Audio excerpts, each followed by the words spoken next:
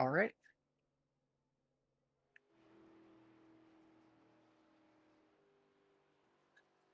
Welcome, ladies and gentlemen, to Talladega Super Speedway. Tonight, there's no championship to protect, no points to play it safe, just raw speed, pure instinct, and one thing on every driver's mind tonight is that cold hard cash at the end of this event. Welcome to the Alabama 250, where we are going to go 94 laps at nearly 200 miles an hour, inches apart. And this is where control slips away and chaos takes over. One wrong move, and the big one is waiting. One perfect run, and you're cashing in. Every lap tighter than the last, every draft more aggressive. Every decision is everything. Because tonight it's simple. Finish in the top three and you get paid. Miss it and you'll go home empty. I'm Mike Taylor up here in the booth alongside me. Is going to be Joshua Norton and Bryce Cobbler behind the cams. We are strapped in for promises, ladies and gentlemen, to be a heart pounding, edge of your seat racing from start to finish. Again, no points, no mercy, just this massive 2.66 mile track separating these drivers from some sort of payment at the end of this race. And we are getting ready to take it down to the racetrack so we could do the starting lineup of tonight's event.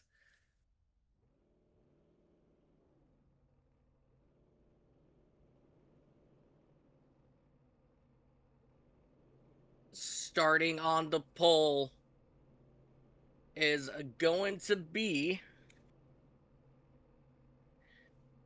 Cody Neagles in that number one machine, followed by Ethan Eckert. Row number two, you've got Ryan Warp and Miles Bagley to his outside. Row number three, you've got Mark Pearson and Frank Chavez. Row number four, Timothy Eisburn and Patrick Millette. Row five, Kevin Allen will be joined by Dwayne Drummond to his outside. Row six, Joe Bonner and Brian LaPrette will make up to his outside. Dalen Sale and Terry Fennell will make up row number seven. Row number eight, Brett Bray and Robert Wyant will start in that PS16 spot. Kean Fry and Kyle Hess will make up row number nine. Rounding out your top 20, it's going to be Kirby Wainscott and Barry Nelson. Row 11, Aaron Roth will be joined by John Scholzelski. If we're saying that wrong, please let us know in chat. Zane Bierman, he'll be joined by Steve Harris to his outside of row number 12. Row 13, Robert Garcia, Marcus McCord to his outside. Row number 14, Andrew Teft will be joined by his brother Alex Teft. Row number 15, Dennis Kane and Kensley Smith. Row 16, Christopher Pendle will be joined by Curtis Ecker back in that 32nd position. Row number 17, Trevor Fettig and Case Sprinkle will be making up row number 17. That is actually going to be rounding out your field here for today. Josh, we've got 34 cars on tap today. What are your thoughts as we're going to get ready to go green flag racing here tonight? With almost a full grid, I think we're definitely going to see some pretty funny moments tonight. It's the Gen 4 car. They're a little much to handle at times, and you got to be real careful bump drafting these things. You can pick up the back end of that car pretty easy, so I wouldn't be surprised to see quite a few people spinning. Yeah, definitely. These cars definitely do not align nose to bumper like some of the newer vehicles that we do have on the iRacing service. But man, let me tell you what, I'm so excited to see how this is all going to play out here today. As we got 34 cars out here on tap. Let me take a look here. Let me see if we got any last minute words. We did not get a fuel count number, but I know we are running a full tank, so these guys should be able to go just about 40. Oh, I believe it's about 42 to 45 laps on fuel. So that's something that we're going to absolutely keep our eyes on. And I just realized our three front cars, first, second, and fourth, are all teammates. So that we're going to look for these guys to quickly get together here on this start, as they will come through the tri-oval here, and we're looking to go green flag racing for the first time here tonight at Talladega, and we are underway for the Alabama 250 right here on the Racers Elite Network, as these drivers are going to take just about a lap to fully get up to full song, because in these cars it takes just about that to go from 60 miles an hour all the way up to 200. Yeah, they definitely they got some long gears in them. They're only 4 speeds, so take a little bit to get going. But man, once they get moving, these cars are quick. Yeah, absolutely. As we're taking a look here, Ethan Eckert quickly getting out front in front of Cody Niegels, his teammate, as the 87 of Miles Bagley is hanging on to that outside lane at the moment. Mark Person, I'm sorry, he is right there behind him in that 71. But as of right now, that outside lane is not fully together, so they're really going to need to try to get something to happen on that outside lane to be able to get more identical here as we ride on board here with that number one machine. And just take a look at that banking right there coming through turns 1 and 2, how it goes up to 36 degree of banking back down to pretty much, I believe it's what, 4 degrees on the back stretch. There's definitely a little bit, but it's not a whole lot back there. Quite an abrupt change. Oh yeah.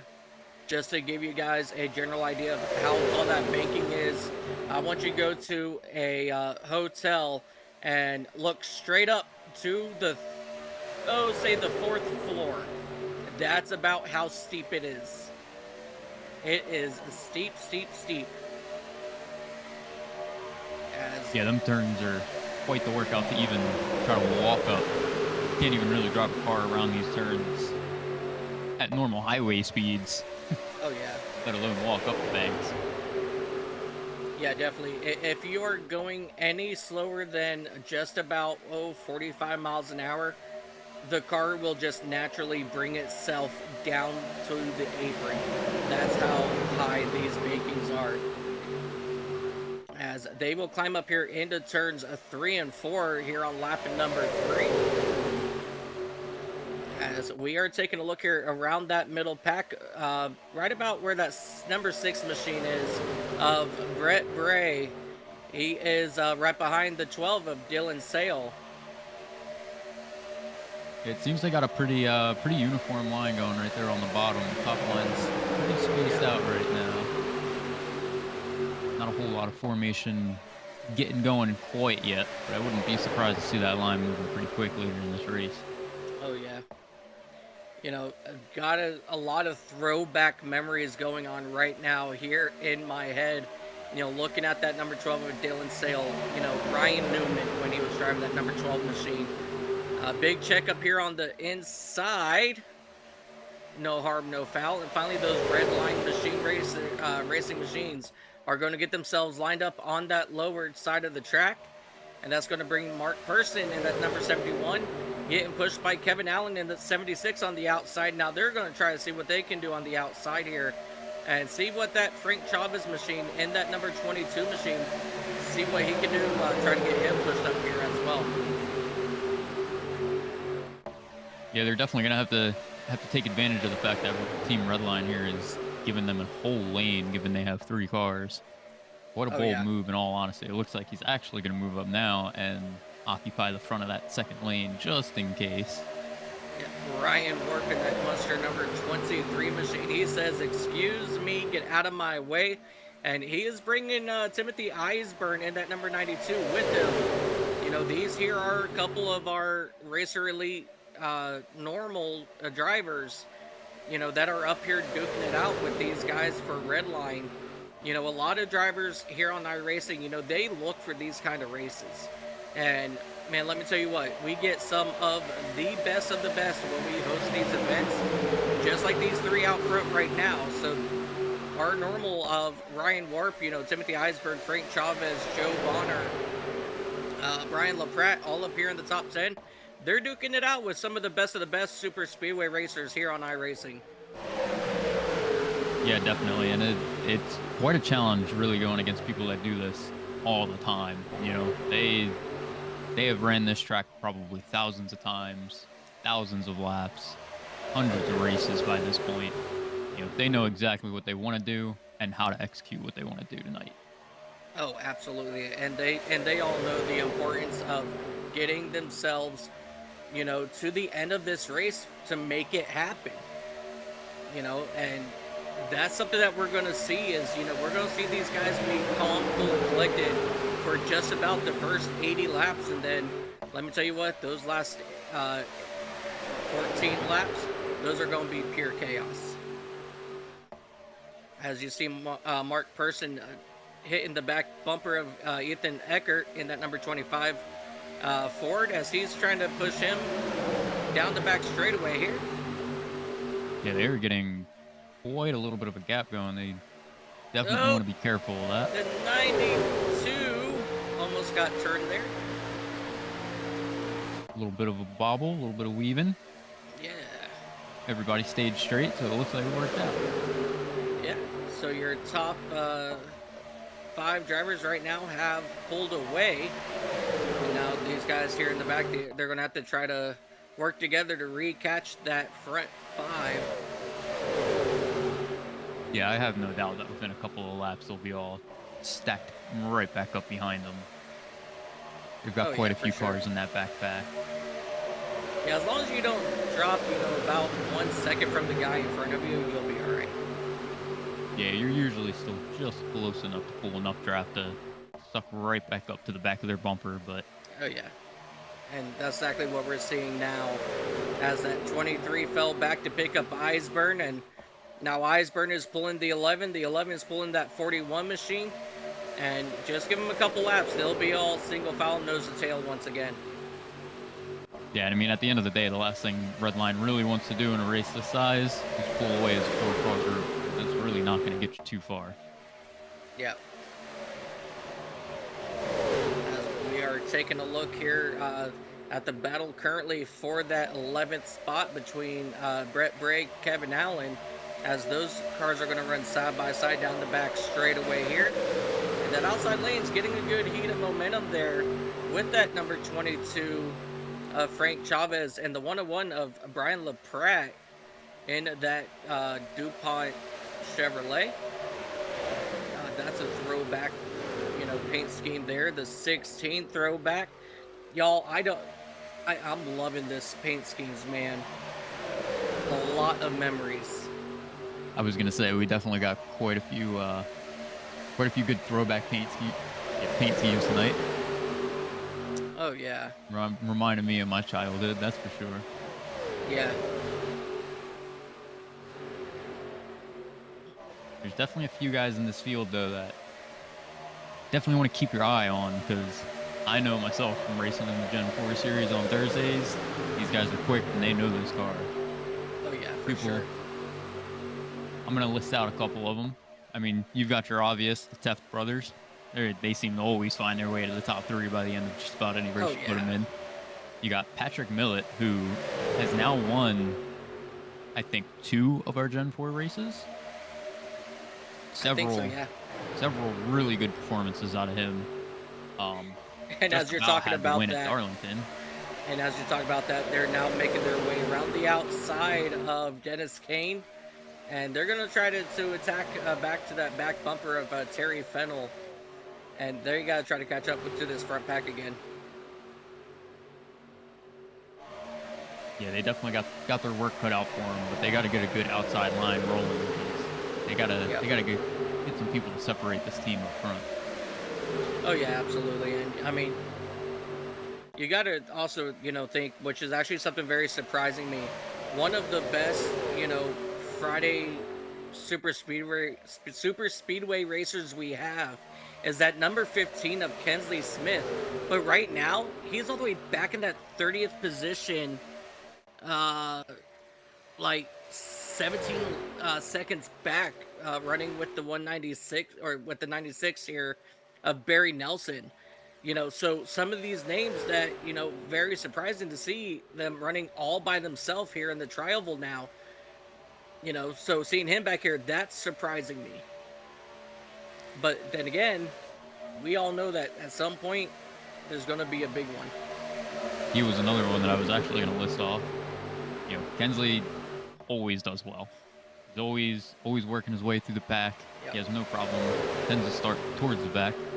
Tends to be his ideal start. And he just kind of takes his time. He's patient. He works his way back up towards the front and always brings home a good finish. Unless he gets involved in something he can't control or just has a bad night. Oh yeah, for sure.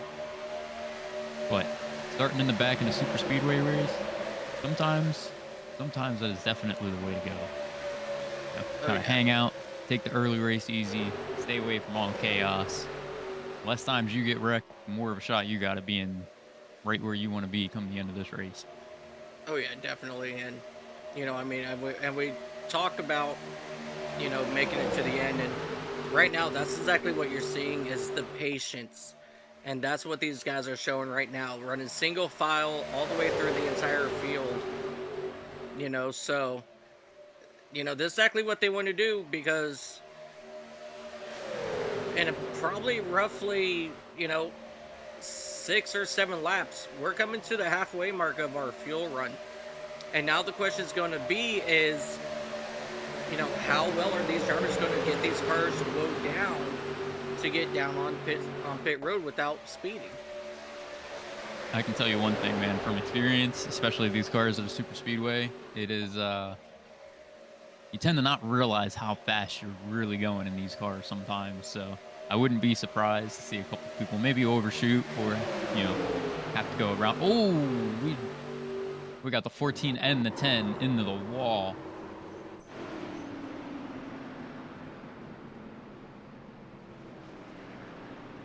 Just as I switched to them to see what was going on.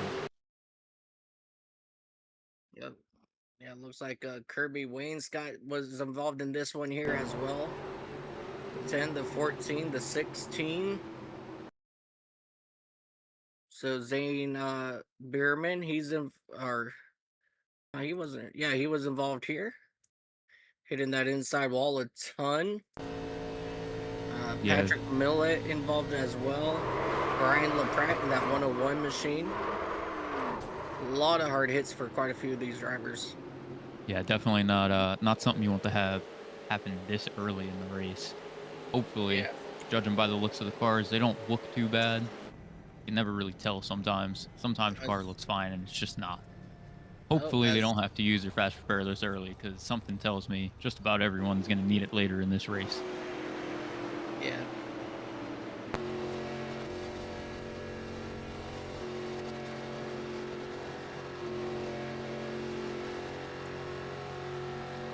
Yep, they do have that one fast repair, so I'm taking a look here at that number 16 now, and yeah, it looks like he's gonna definitely need it.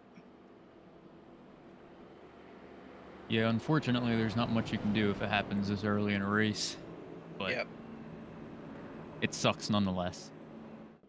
Oh yeah. Yeah, I saw one car. It looked like he was bouncing around quite a bit. Looked like he had some suspension damage, so I wouldn't be surprised to see him use it early. Yeah.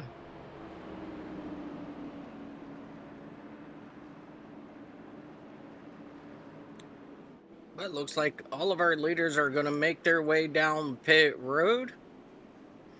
And we're going to see our first set of pit stops here. Definitely not a bad idea, given we've run close to halfway through the fuel mark, so... Oh, yeah. Have to see if anyone wants to get tires early, or if we'll see a bunch of Oh, we got one stop. car backwards. The number 11 machine, he was sitting backwards on his coming in. That's That's never Joe something you want to Bonner. see. Oh yeah.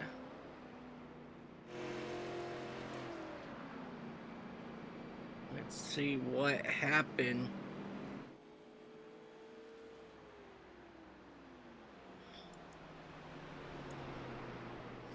So he was coming in, and that number 41 machine was just to his left.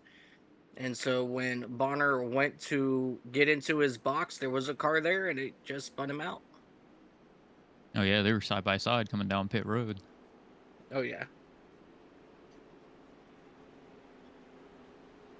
Oh, definitely heartbreaking to have to lose all those spots early on in the race sometimes. But like I said before, it can be a blessing in disguise to be a little further back in that field and kind of hang out for a while.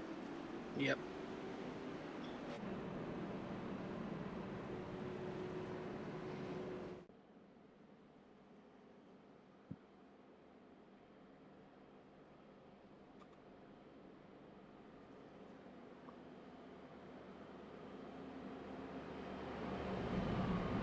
And it looks like Sounds like we got a couple people getting a warning for driving on the wrong side of pit road during entry, yep. which is what caused the 11 to spin. Yep. And the 68 of Robert Wyatt, he will get the EOL for causing that incident. Yeah, it looked like it was just a little bit of a bad bump there, and it just took a couple guys out with him. So it's always unfortunate, but it happens on these super speedways. Yeah.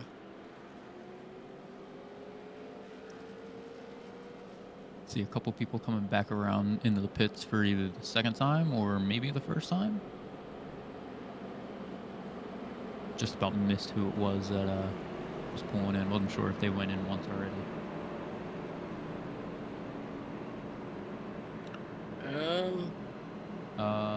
Gonna say that they did Frank. not pit priors. It looks like they were taking tires.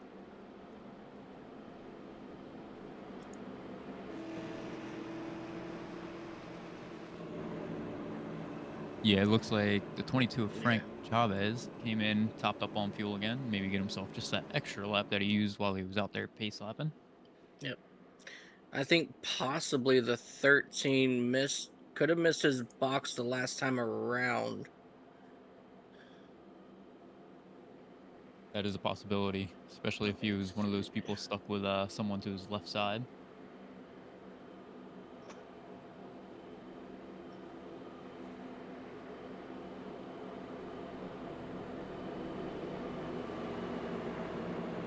It looks like we will have all four members of Team Redline bringing us back to the green flag with the 1 and the 25.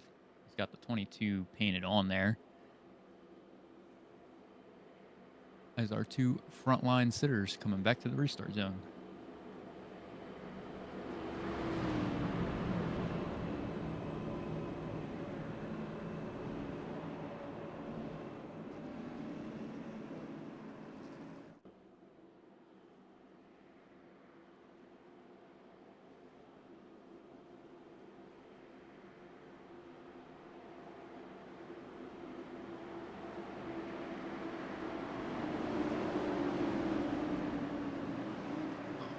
Pace truck is pulling in, and Red Line Racing is going to bring them back to the green flag.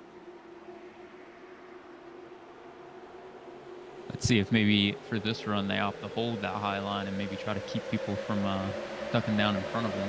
Maybe not. Nope, they did Outside exactly. line got quite a run.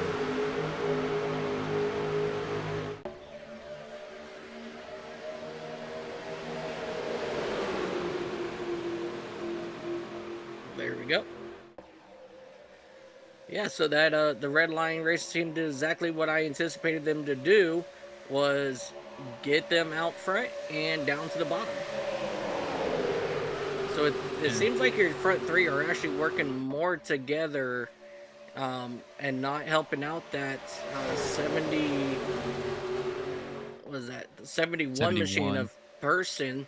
Yeah, so Yeah, he's Person got might be all to himself.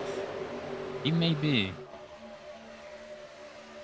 To be fair, I was kind of assuming just because he had Team Redline on his car, he may not actually be with them. Though he did get cut off from the rest of the Redline cars by the 76 of Kevin Allen, Yep. who's found his way to fourth place. Yep, and all right here, the Kensley Smith, your top 10 are single file line.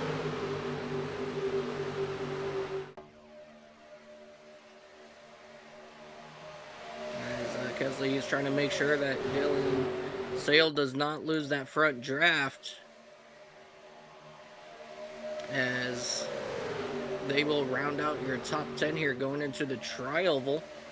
And your first side-by-side action is back here with Curtis Ecker and Dwayne Drummond in that number 41 machine. Dwayne Drummond, he's another Redline racing driver. You're curious if all the cars with Redline on them are all working together, or maybe? Yeah, I can confirm. Okay, I had assumed so, but a couple of different paint scheme options. First three are all identical, and then we got two that are kind of different. Looks like Andrew Teft and Curtis Ecker are going to jump to the high line. Yep, and they're going to leave that 57 of Aaron Roth all to his lonesome self. Definitely rather unfortunate when you see the pack coming up and then you just start getting passed by just about everybody, thinking you're about to finally get back on pace.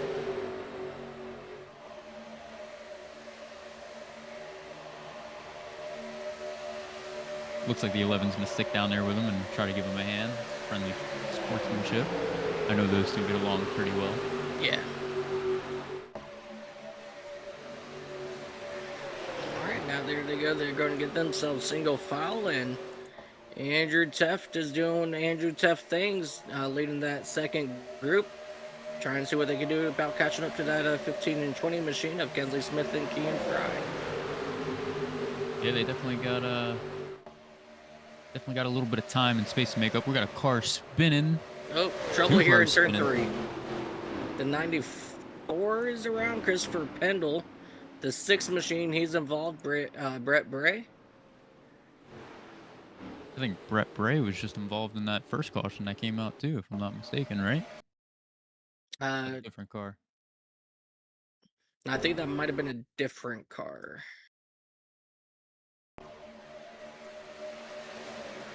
Yep, that's my bad. Yeah. Like the 18, he got spun around for a long ride as well. John Scholzelski. Oh yeah, they looks like they might have stacked up a little bit there coming into that turn. Oh nope, it was on the 6th. Yeah.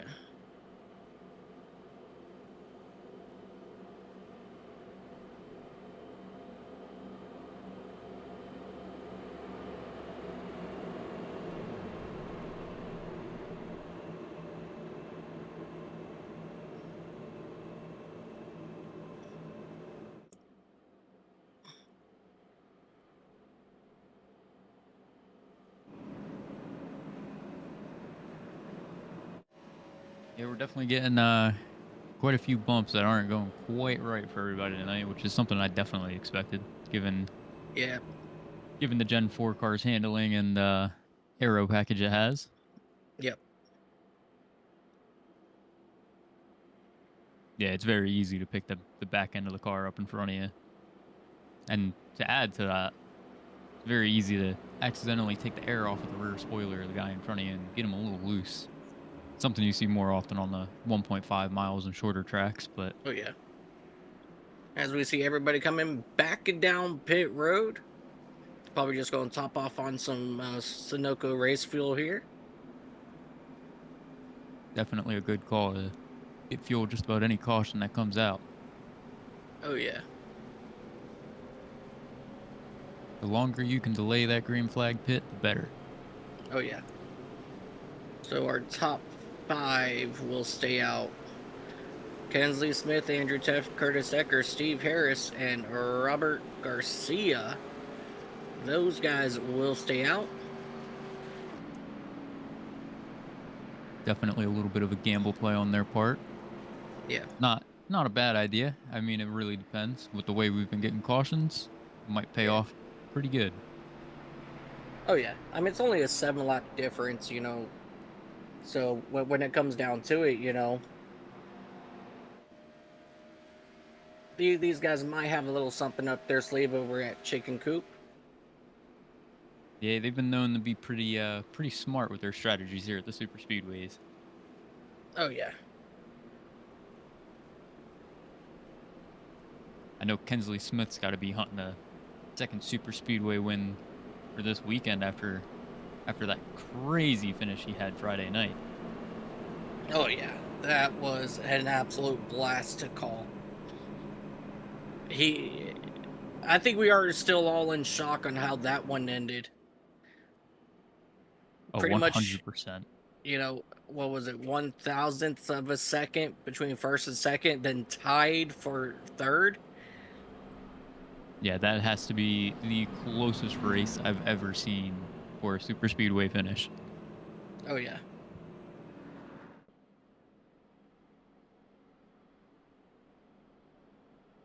That was an absolute blast to watch.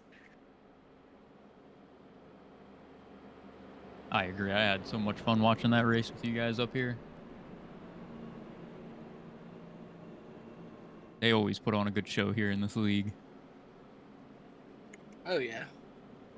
And if you guys would like to come back and watch some more of our racing, this week, Tuesday, we have our trucks at Daytona. We have Mid-Ohio lined up for the Xfinity Series on Wednesday, and our Gen 4 Series on Thursday. They will be heading to Indianapolis Motor Speedway for 75 laps around that racetrack over there.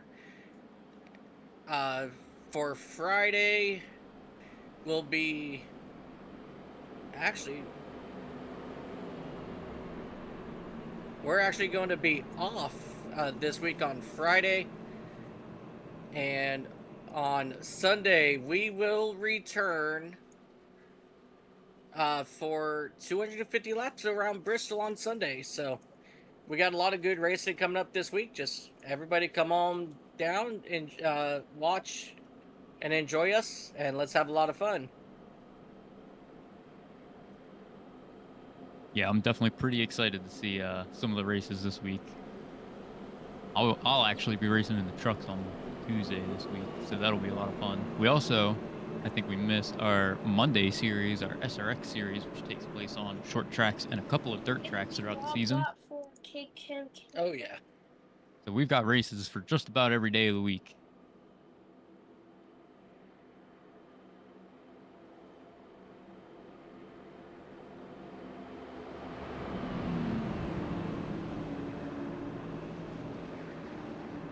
Yeah, I keep forgetting about that little series over there.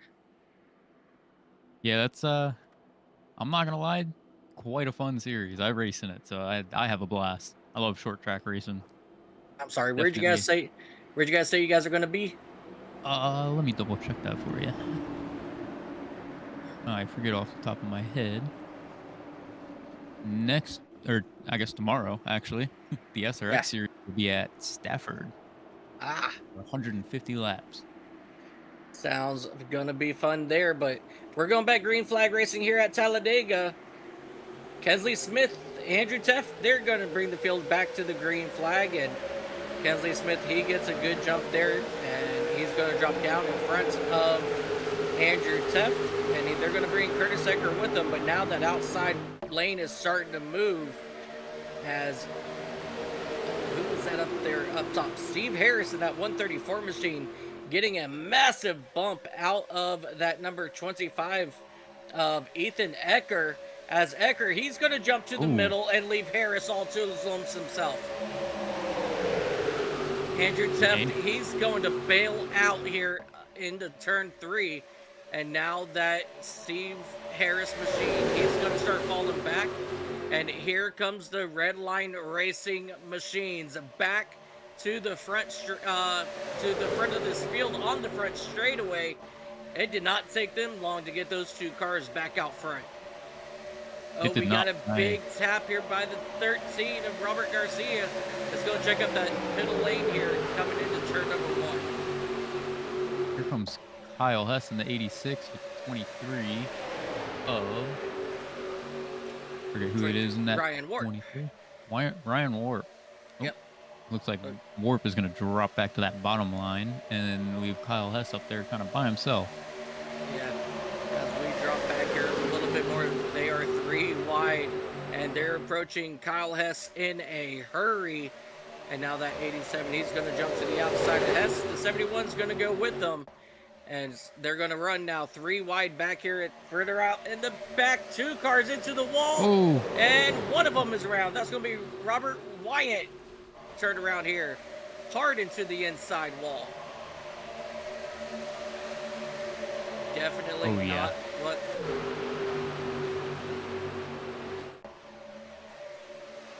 White some damage there. Yeah. Yeah, so he's still sitting here in the trioval.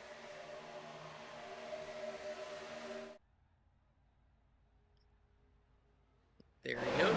And since he stayed off the racing surface after spinning, we are going to stay green. Yeah. Well, back to the racing action up here in turns 3 and 4. We've got some good 3 wide racing back here in the back of this field. That 7-Eleven machine of Trevor Fettig, Brian LaPratte, they're running side by side.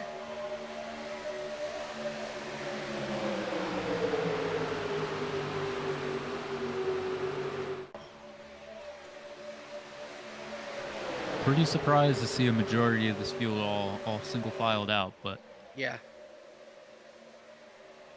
you know, I mean, it's definitely a smart play. Saves as much fuel as you can, just in case we get a long green flag run. Yep, that is true.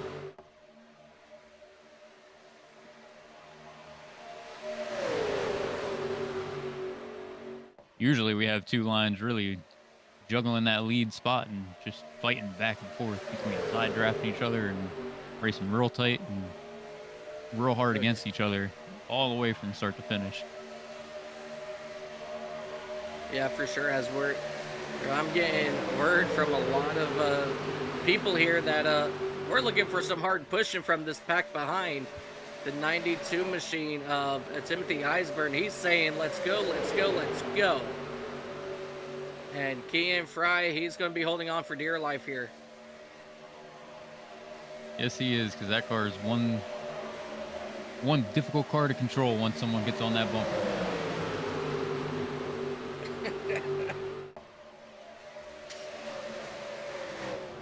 Man, could you imagine if they could all talk to each other through their comms in NASCAR? How crazy that would be. They actually did that, what was it, 2000 and, I think it was like 2000, yeah, it was 2006 or 2007, all the way to 2010, I believe it was, yeah. Oh, wow. I didn't know they did it that long. Yeah, they could actually program up to 6 different drivers. I'm sure it definitely helped in some instances, but I'd imagine it was quite the handful as a driver to deal with when you're just trying to focus on what you're doing. Oh, yeah.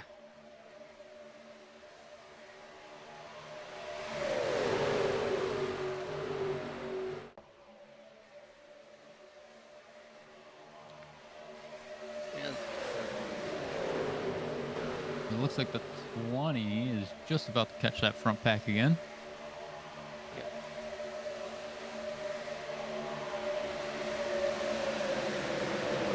There they go.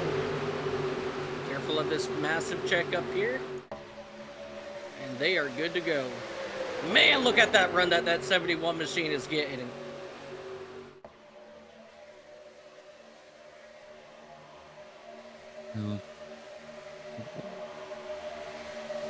It looks like we're going to start forming a second line here, maybe. If someone wants to join Kensley Smith and Curtis Ecker up there. We're definitely looking for takers.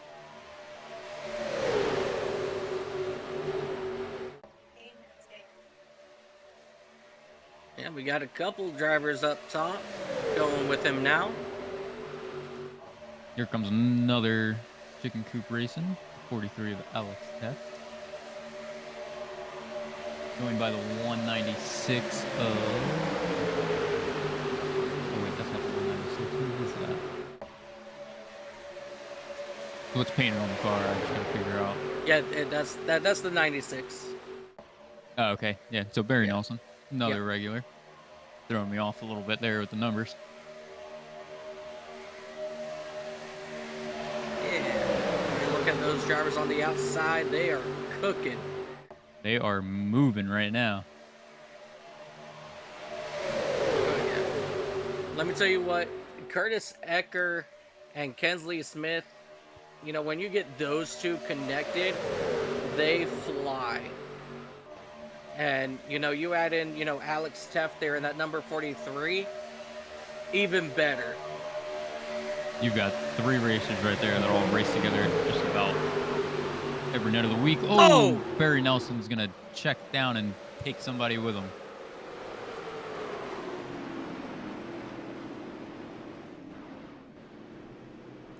Big, hard impact. 10 involved also again. Got that 57 of Aaron Roth. Man, he just ate that outside lane. Or I'm sorry, that outside wall. Yeah, his car is pretty hurt from that one. He's smoking and everything. If he hasn't used that fast repair yet, he's going to need it now. Oh, yeah. Oh, man. Yeah, the 22 took quite a hit too. It looks like he's got some suspension damage. That front bumper's about to fall off. Oh, yeah.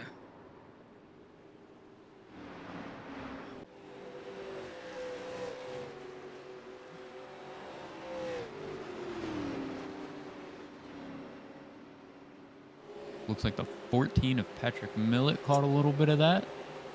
He's missing his front right. Yep. Yeah, he's missing an entire wheel there. Wait, who is that? 14 of Patrick Millett.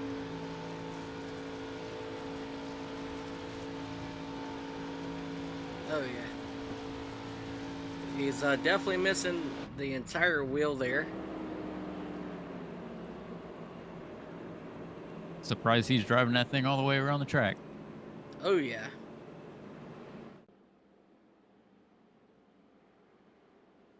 You know what this generation that they'll never get to see that we saw growing up? You're going to talk about Dale Earnhardt taping the the trunk lid back on his car to finish his race? I mean, no, because I mean they still do that today.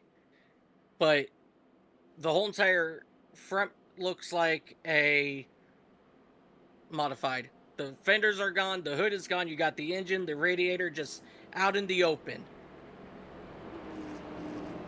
Man, Almost. Oh, yeah, he did. I forgot about that already. Oh, yeah.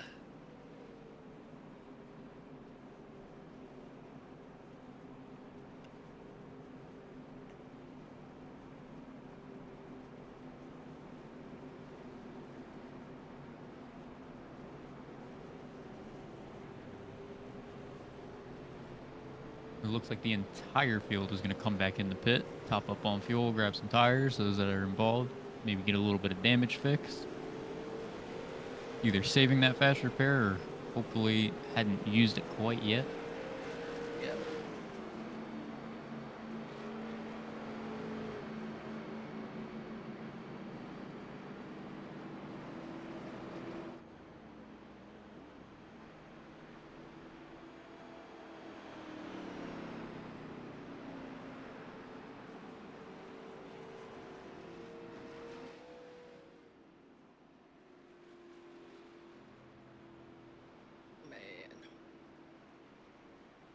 quite some unfortunate events for some of these drivers.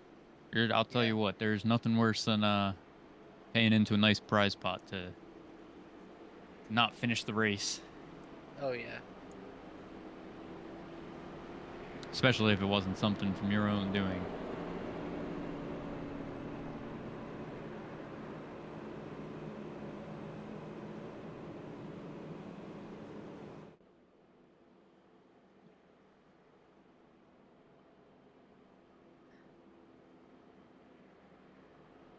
Oh We man, are that was just a great. tad over a third of the way through this race already. Man, already? Already.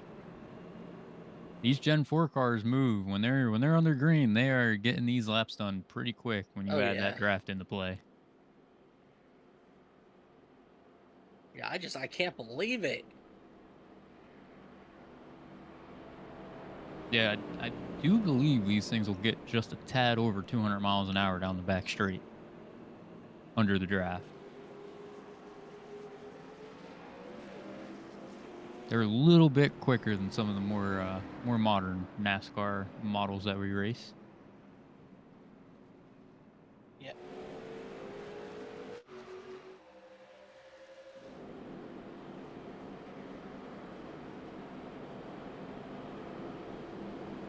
All right. Base lights are off on that iRacing.com pace truck.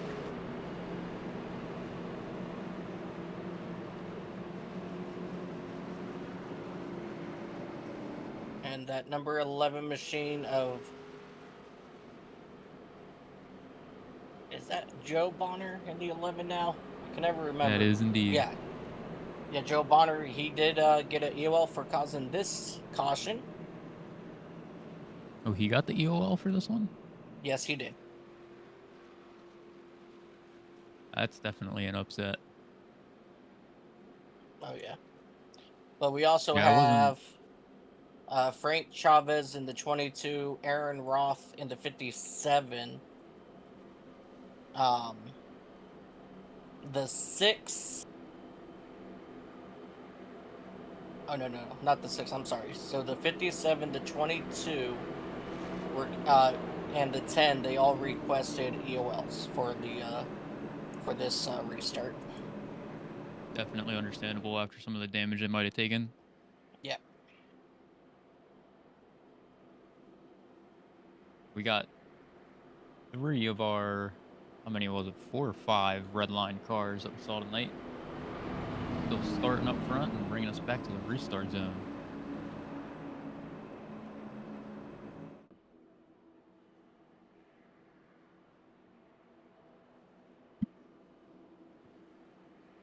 They better look out though, because Kensley Smith is starting second row on that bottom line. Oh, And I yeah. know he's not going to give it to him easy. No, he's not. He is. You can guarantee he's going to be right there on that number 1, pushing him if it comes down to it. But right now, Ethan Eckert, Cody Niegels, Mark Person, Kensley Smith will bring the field back to the green flag here at Talladega, and we are green flag racing here once again. And Eckert will get quickly out in front, and he's going to bring Person with him around the outside. And that 41 machine also redline. He's looking to make it into the top 4 here to get around the 15. But that outside lane, yeah, they're going to stay up there, wait for Drummond here, as they will clear the 1, and all 3 of those cars will move down here on the back straightaway. Beautiful dance there by Redline. Yeah, that's what it takes sometimes at these tracks. You definitely got to really work as a team. You want to make some big things happen. Oh yeah, this here just proves why Redline is an absolute beast of a team here on Racers Elite, especially in these money races. And they're always coming. They're not here to play. They're here to win. Certainly not, especially not when you got money on the line. That definitely brings a different mindset out in Oh, just about caution. everybody. Then 92, he is around. That's going to be Timothy Eisburn.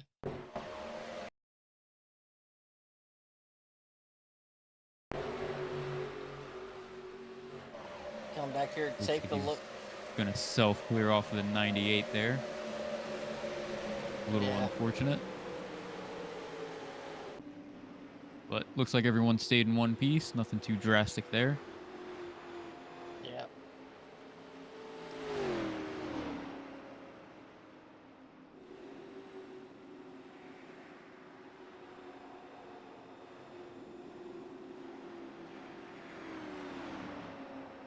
Yeah, no harm, no foul to anybody. Yeah, I mean, these mistakes happen when you're racing side by side with this many other cars. You got a lot going on, a lot you're trying to pay attention to, a lot you're trying to process all at once. Yep.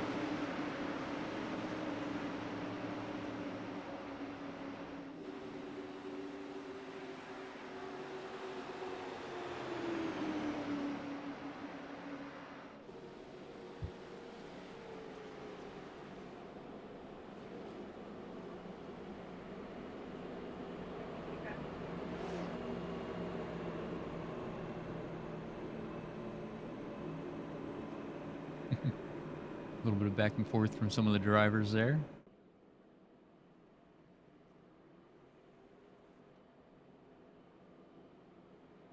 This could be a very prime opportunity while we have a moment to talk about Aaron Roth possibly getting a lap back here after having to serve his black flag penalty for entering a closed pit.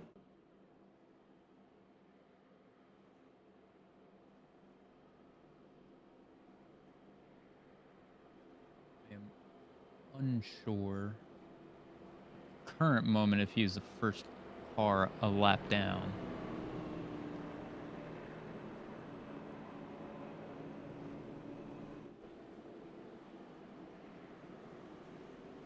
Right.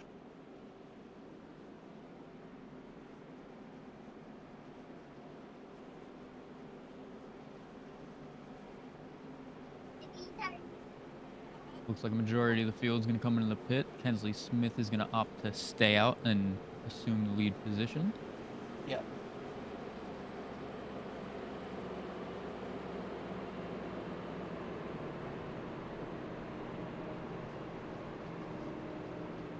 Looks like our top 11 cars were the ones to stay out.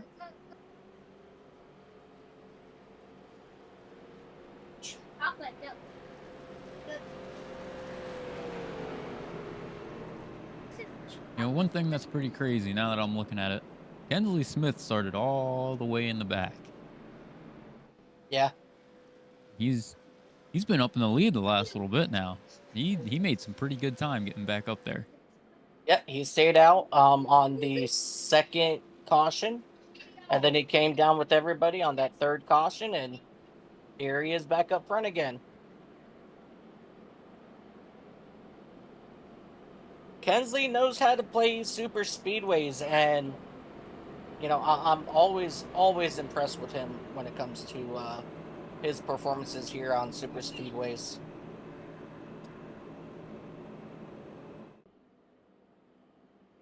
Yeah, Kensley is quite a good strategist when it comes to putting himself where he wants to be in these super speedway races. Yep. One guy I want to do a quick point or shout out to is Marcus McCord in that number 75 machine. Um, he actually started the race just about 3 laps down, and he's already made his way back to just only being 1 lap down. So he's quickly Oh, making wow. his way back towards the front. He unfortunately did have some mechanical issues with his race car. Wasn't able to get it fired up until the 3rd lap. So he was able to finally get it fired and back out on track. Yeah, I mean that's another thing that you never want to happen when you sign up for a race. Having any type of equipment or mechanical failure happen just as your race is about to start. Yeah. Pretty impressive to see that he has already worked his way back to the lead lap, though, even through everything he's had to deal with to start this race. Yeah, for sure. Alrighty, so when we go back green flag racing, it's going to be Michael Waltrip on the inside, Tony Stewart to his outside. Wait, I mean Kensley Smith and Kean Fry.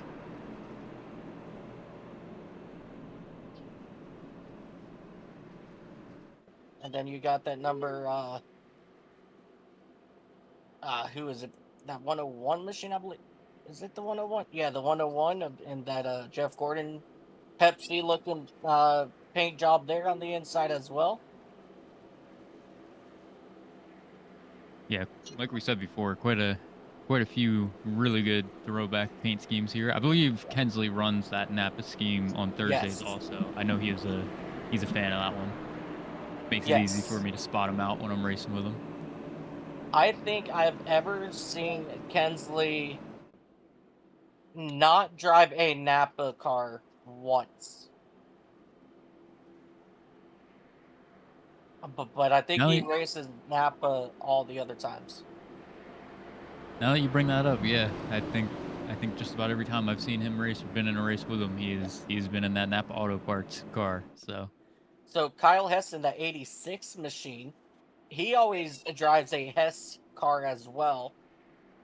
And there's only been, I think, 2 times since I've not seen him in a Hess car. So some yeah, drivers I can quickly point out. I think we asked him too, and I don't remember what he said. I think he said there's actually no relation, Nope, no relation at but all. can't blame him for going with the play on words there. Got the last Oh name, yeah, might as well rep it. absolutely, and it makes sense.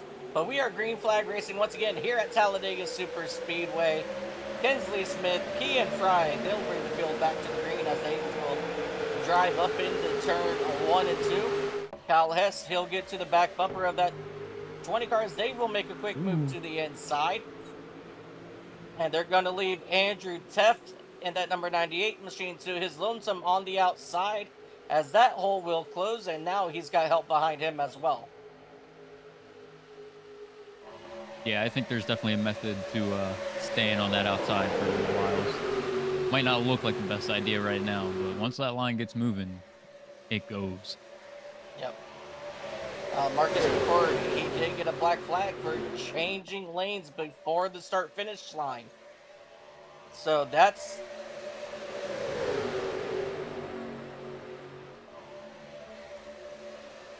Looks like we got a meatball flag on the 94 of Christopher Pendel. Something just happened to him. And Miles Bagley in the 87. Yeah.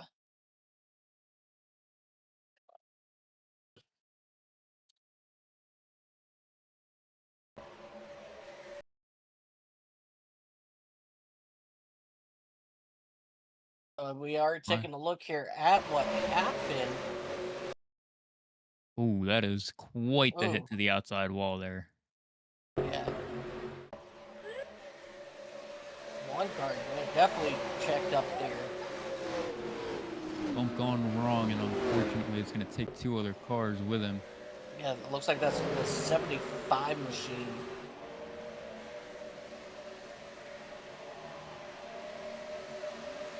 Commentators curse on that end. Yeah, it seems just about every time we talk about someone doing good or having some really good luck, it takes it right away from them. Sorry, Marcus. This one's on me, bud. But out front right now, it is Kensley Smith, Ryan Ward, Kean Fry, Kyle Hess, Brian LaPratt. Your top 5. 4 of these drivers are your Racer Elite normals, as they will run around the inside here of the lap down car of, I believe that's, yeah, Miles Bigley there. Or I'm sorry, Bagley. Yeah, it looks like he pulled into the pits there, used his fast repair, and got back on track as quick as he could. Definitely a good call because he took quite the hit. He was missing his right front. Oh yeah. Surprised we didn't get a caution for a stray wheel anywhere. Oh yeah, for sure.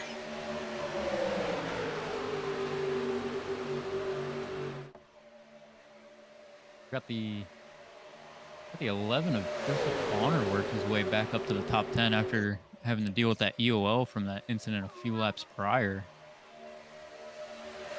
Something happened with Dwayne Drummond in that 41 machine. Yeah, I just saw that pop up. He had a meatball flag. Coming here to find out. Down the Car back. doesn't look too hurt. Yeah. Let me ride on board. Oh, he was right on the bumper of the guy in front of him. I wonder if maybe he blew that car up. Oh yeah. Yep. Oh yeah. He blew up.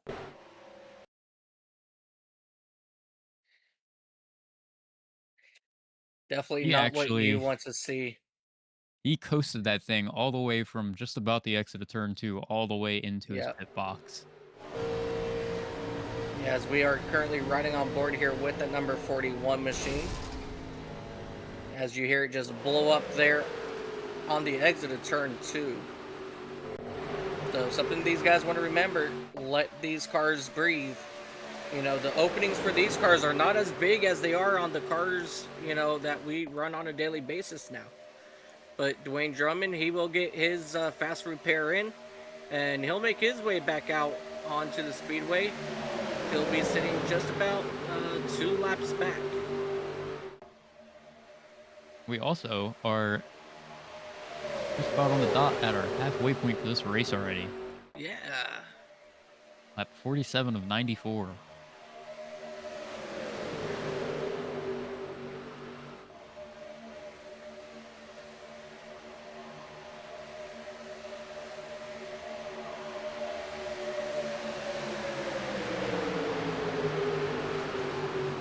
Yeah, so for the first time today, oh, caution. And here comes a caution.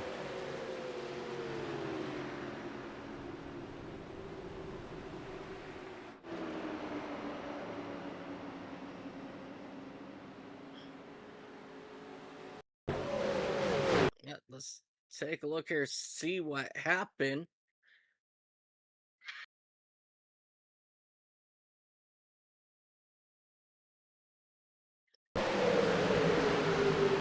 Yeah, just a big Yep. checkup there. Yeah, just a big checkup, and that sent the sent Alex Teft around in the 50.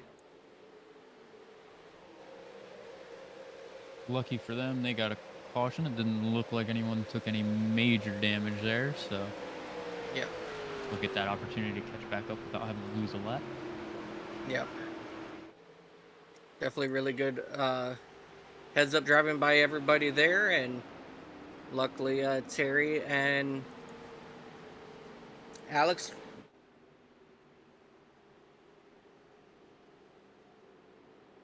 I'll tell you what, Yeah, takes a lot sometimes not to whack a car in front of you while they're spinning when you're doing 200 miles an hour because they come up quick. yeah.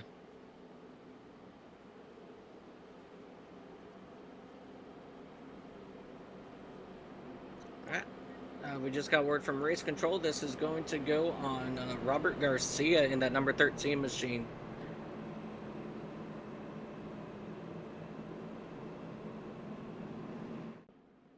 Definitely unfortunate to have to go and work your way back up from the back of the Yeah, pack, yeah, especially being in 10th place right now. It is yeah, definitely going to hurt for a little bit, but I yeah, think the best part about super speedways is one lap you could be in last place, 10 laps later you're in the lead. yeah. So if there's a place for it to happen, it's definitely here at Talladega. Oh yeah, for sure. You know, I'm glad I'm not up there making these calls for these incidents, because let me tell you what, uh, as we see these drivers now coming down pit road, Kyle Hess, he's electing to stay out. Brian LaPrette, he's going to stay out. Garcia looks like he stayed out as well. But for me, like this one here, for this incident, I'm not gonna lie, I would say this one would have been more of a racing incident because there's just a massive checkup. And Yeah, it's I mean, when there's a checkup in front of you, you know, there's not much you can do because you're also getting pushed from behind. yeah, and when you got everybody bumper to bumper like that, there's really not much time to adjust anything that's going on or what you're doing when next thing you know you're spinning the guy in front of you because you were already on his bumper when everyone slowed down. So Exactly. like you said, I also would not want to be the one calling for a race like this. Yeah. Tempers flare, emotions get hot. There's a lot on the line for these drivers tonight. Oh yeah, for sure. You know, I think we actually have.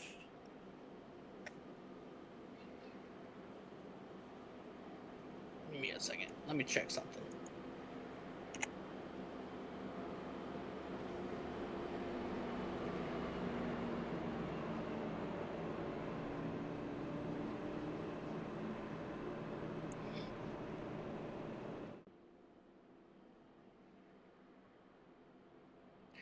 So now these numbers are going to be very, you know, lower because this is based off of 40 drivers, where we only have 34 in the field. So first place, he's going to win just under $300. Second place is going to win just under 200. Third place just under 100, and then random race participant will get probably right around $50 between 4th and 34th, or 33rd in this case. So there's a lot of money to be online here, and you know, be calling one of these races. I'm glad I don't have to. Yeah, I definitely don't want to be the one to break the bad news to someone and send them to the back of the field if they're having a good run, that's for sure. Someone's got to do it, though, and that's why we appreciate our race control. Yeah.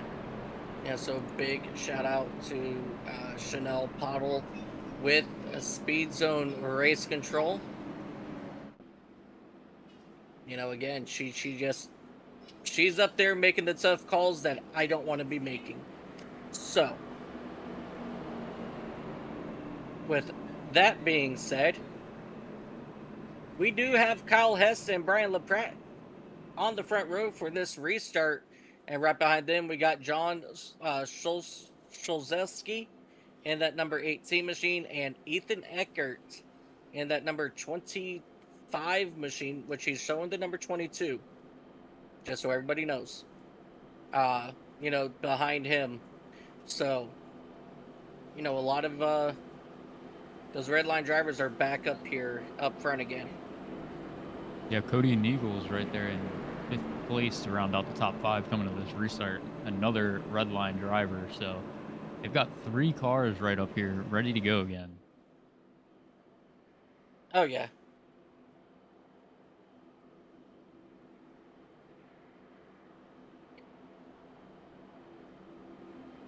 Kensley Smith, though, right there in 7th. He's right behind all of them. So definitely a driver to keep your eye on as he's put on quite a dominating performance today. Oh, yeah.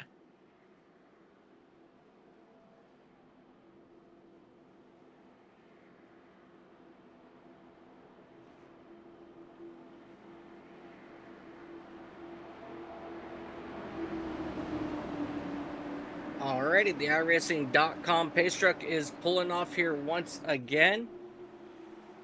And we're going to get ready to go green flag racing. Kyle Hess, Brian LaPrette will bring the field in to the United Rental Restart Zone. And we are green flag racing right here on lap number 52 of 94. So we are actually getting ready to cross over into the final 40 laps of this race. Yeah, just about 42 laps left of racing to go.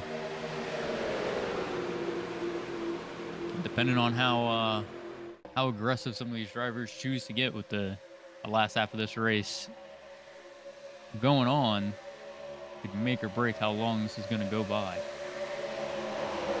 And there goes that red line racing drivers out front.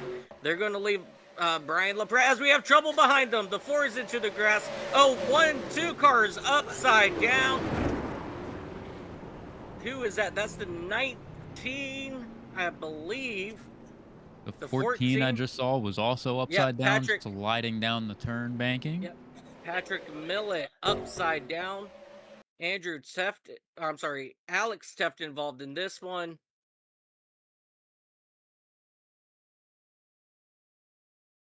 The 7-Eleven of Treader Fettig also taking some pretty major damage out of that unfortunate altercation. Yeah. Couple hard hits for some of these drivers. It looked like Timothy Eisburn in that 92 machine, he got involved here as well.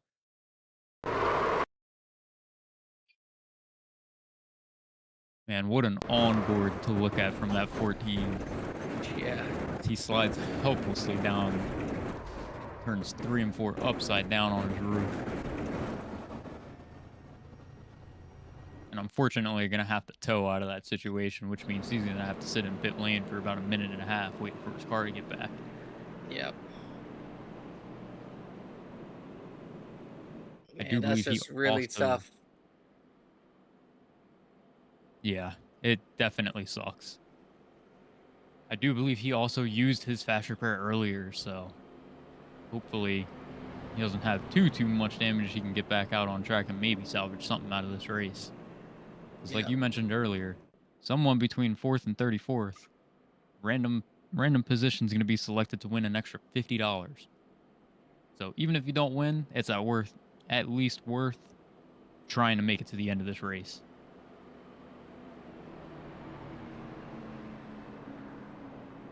Unfortunately, it's just that that check up again on the inside, and the 96 of Barry Nelson, he's the one who's gonna get dinged for the for this incident. And Patrick Millett in that number 14, he has loaded his race car up onto his hauler. He is done for the day.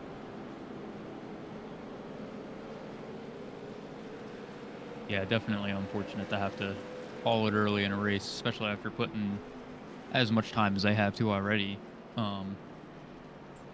We started, I think, just over an hour ago already, no? Yeah. Yeah, so to invest a whole hour into a race and then make it just past the halfway point and have to pack it up and go home, that sucks. Yeah, that's not fun.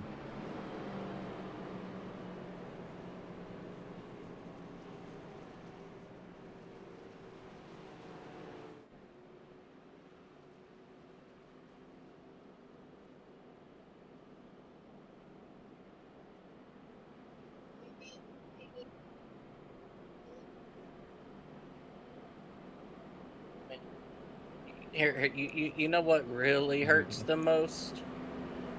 What hurts the most is prepping for the Indy 500 and to get taken out before you even make it to the pit wall coming to the green.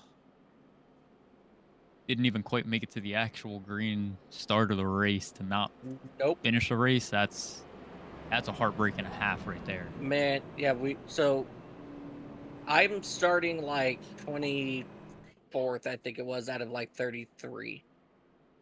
No, 26 of 33. Quite a decent sized field. Yeah. And this car, the last car, he like floors it out of turn 4 and just pile drives into like 5 of us. Oh. And just like before we even can get, we didn't even see the green flag. Oh my. And that was the only time that year I could run the Indy 500 on iRacing. That makes it even worse. Yep. I forgot they did the Indy 500 on iRacing. Speaking of which, I might have to keep an eye out for that event because it is coming up fairly soon, Yeah. if I'm not mistaken. If not this month, I think in the beginning of May. May. Yeah. I do love me racing some Indy cars. They're pretty fun. If anyone Uh, watching has not tried them out, if you race on iRacing, definitely give it a shot at some point. It is a lot of fun. oh yeah, for sure. Let me see here. So our next special event here on iRacing is going to be the 10th and 11th of this month. We're going to be running the IMSA Classic over at the WeatherTech Laguna Seca. Ooh, that'll May, be a good race. yep, May 1st through the 3rd, the 24 hours of Nürburgring. And then May 5th through the 18th, the Indy 500. The first week will be fixed.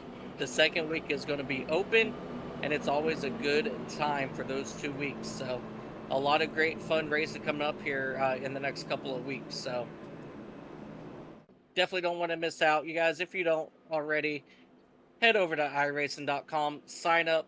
You know, usually new members, they usually get like a sick deal on new drivers. Yeah, you get like I think like a 20% discount or something close to that. Yeah. 10%. So Get a pretty hefty discount, and if yeah. you pair that with buying a full year in advance, you save quite a lot of money. So for $77 USD, 30% off gets you 1 year of iRacing. Yeah, that's quite a killer Nine. discount Yep. for a first time. $9.10 will get you 1 month. You guys come out, join. It's a lot of fun. iRacing.com. And we are going back green flag here at Talladega. And Brian LaPratt, he'll get out to a good jump there on the 23 machine of Ryan Work, as he's got Szulzelski right behind him in that number 18. And now that outside lane is coming to, and they're going to start getting a good run here through turns 1 and 2. But that outside lane will get a decent run here out of turn 2 with that number 15 of Kensley Smith. That outside lane is now flying. That right Yeah, there, they're that, sticking that just together. shows you. Yeah, that just shows you how strong of a run. If you keep those cars nice and tight, that's exactly what's going to happen. As Ryan Work, he will ditch the 18 on the outside there. Yeah, it's definitely a little scary when the car in front of you Oh, the ditches you, 18's and there goes around. the 18, and he's gonna take quite a few with him. Yeah, unfortunately, off the front bumper of that number 15 of uh, Kensley Smith. So that's going to put Kensley to the back of the field. Yeah, just as I was about to say it, it's always a little scary when the car in front of you ditches on the outside line because you get hit with that drag pretty quick, and all of a sudden you lose a couple miles an hour, and that car behind you is gonna slam right into the back of your bumper. You better be ready. Yeah. As we see here, the 20 involved here as well.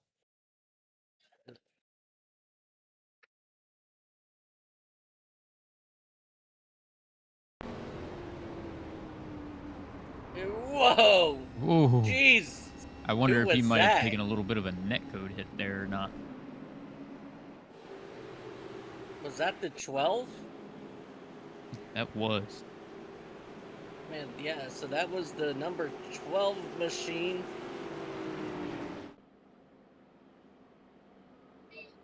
Who's in the 12? Am I blind? Dylan Sale. Okay, there he is. Yeah, man, that was crazy. Yeah, and his car looks perfectly fine, so I think he just barely got by on that. Nothing that gets that heart pumping quicker than literally being centimeters from touching another car that's wrecking in front of you. Yeah.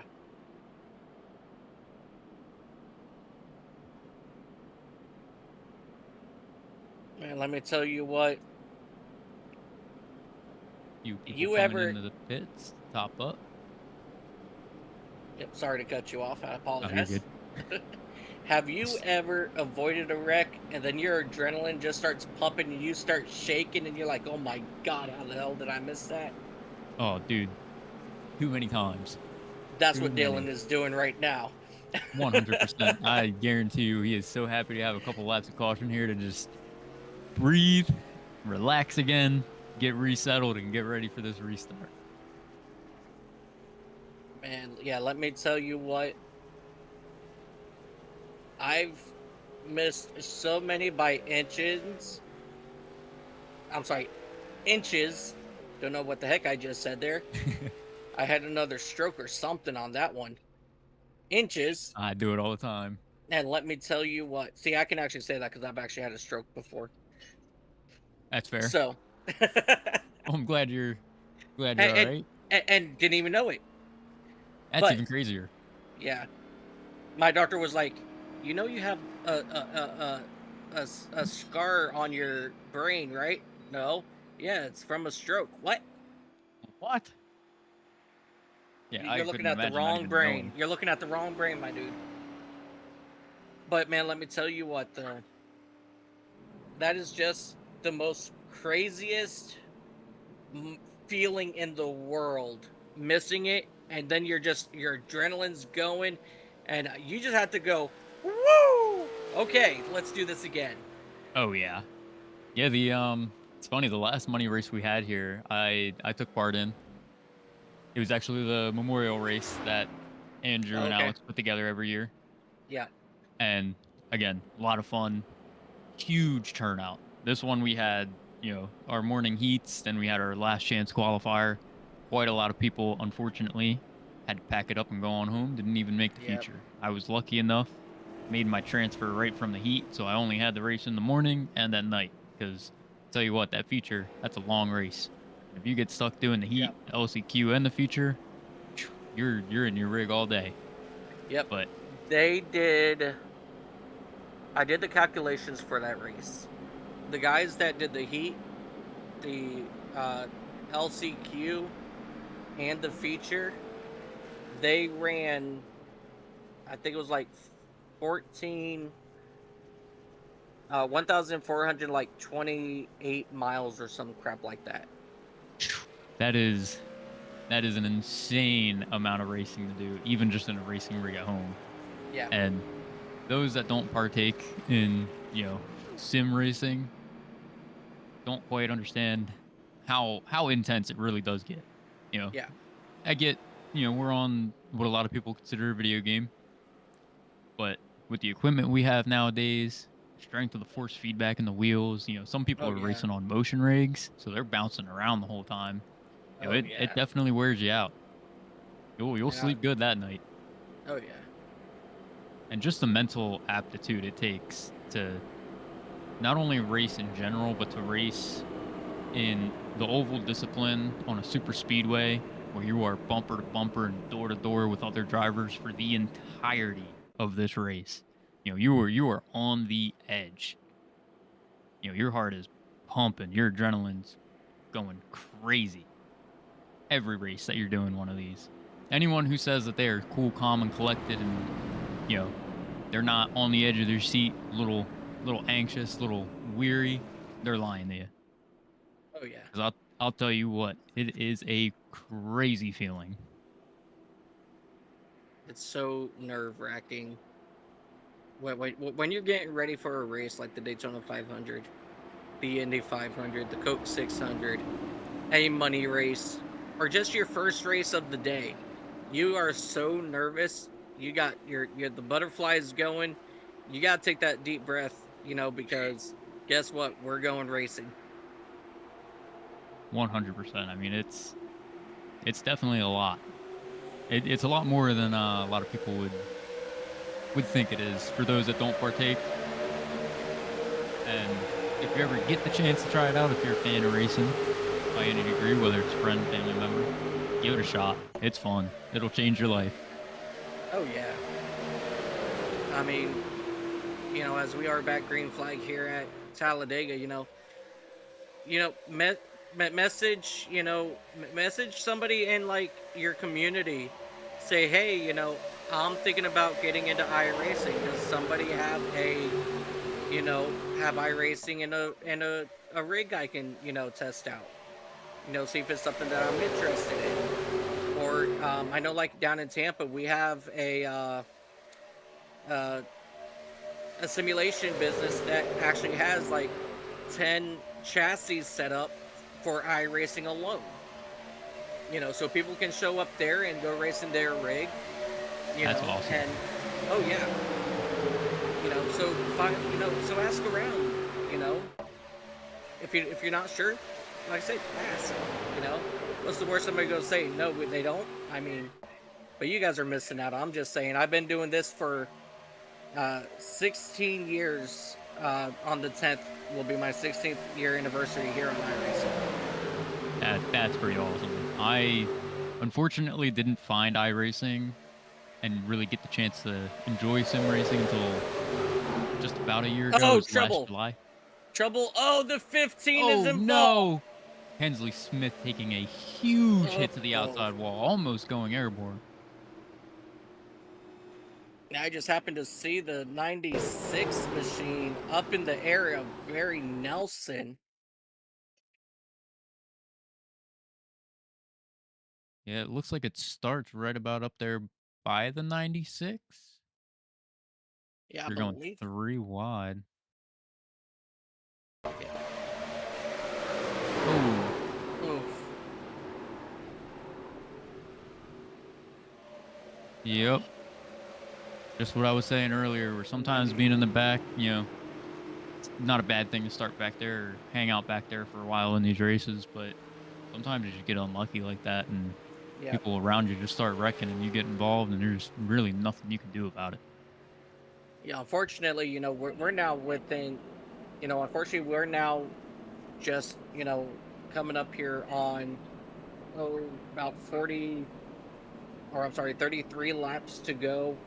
I mean, it's go time at this point, and now the guys in the back need to make their way to the front, and that's exactly what we're seeing now is people just trying to get to the front. And sometimes, I hate to say it because I mean, I even do it too. Again, 16 years on this service. Sometimes I lose my train of thought, and I try to go for things that are not there. And well, I make bonehead moves. Unfortunately, this situation, that's exactly what we saw. Just it's go time, and somebody just make a bonehead move. Yeah, and I mean, like you said, we're all guilty of it. Everyone Oh does it in the yeah. heat of the moment. You got so Oh much yeah. going on, so much you're thinking about that sometimes the common sense, more or less, for lack of a better term, just kind of slips your mind, or you just completely miss where you think someone else is at on the track, and unfortunately, it costs you. Yeah. Yeah, unfortunately, that will cost a couple of these drivers as they're coming down to get who is sideways in their box. Oh, it's the 96. Oh, Barry Nelson can't seem to catch a break right now. No, Barry can't. Oh, we got the 20 sideways in front of Barry's box on the grass halfway out of pit road there. Not sure what just happened to him. Yeah, I'm not exactly sure. Quite a bit of trouble on pit road today. Oh, so the 20 was trying to get into his box, and Andrew Teft was. Okay, so Andrew Teft was coming out of his box, and the 20 was there. The 20 just, yeah,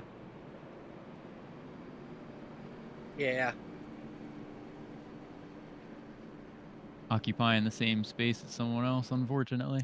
yeah. It's just one of Yeah, those it's unfortunate, both going for the same route. yeah. So the Oh 98, yeah, he the got, 98 got spun too. yeah, Yeah, that was a whole little pile up there on pit road. Accident after accident tonight. Oh yeah.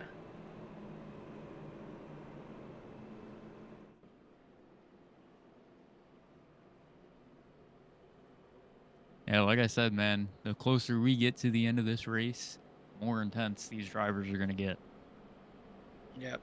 Like you mentioned, there's just shy of $300 on the line to bring it home in first place tonight. Yep. Doesn't matter who you are, that's going to be weighing in the back of your mind a little bit.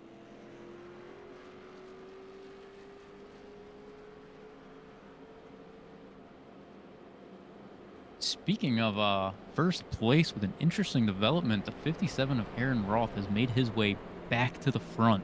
I think he may have stayed out. Yeah. He definitely stayed out. So 67, 87. Oh yeah, he mm, But he's back on the lead lap. 66. I'm sorry, 67, 77, 87. He's got to go at least 35 laps on fuel if he plans on making it the rest of the way. Right now, everybody else can. And I think he's taken that chance and kind of banking Yeah. on another caution. He knows how things get in some of these races on occasion. Oh yeah. And super speedway racing, I mean, you can do everything right. And something is bound to happen on these racetracks. Unfortunately, it just kind of happens. So I have no doubt he's banking on at least one more caution to come out so he can top back up on fuel without going down on a green flag. Yeah, for sure. But the 57 of Aaron Roth and the 11 of Joseph Bonner will be bringing us back to the restart zone. The 11, he's been sitting up here in the top 5, top 10 for the last little bit now. I mean, Yeah. we haven't said much about him, but he's just kind of been silently taking his time, hanging out, waiting for the right time to make that move. Yep. And Miles Bagley, the first red line driver, he's back there in that 6th spot. And as of right now, he's pretty much all to Williams himself because his closest teammate is back in that 11th spot. So it's going to be very interesting to see here what happens on this restart as Aaron Roth and Joe Bonner will bring the field back into the United Rentals restart zone. And we are green flag once again here at Talladega. Good Another start. thing with Miles Bagley, sorry to cut you off, but he was also a lap or two down just not so long ago. Yeah. And he's already contending in the top 10 again. It just shows you how fast things change on these super speedways.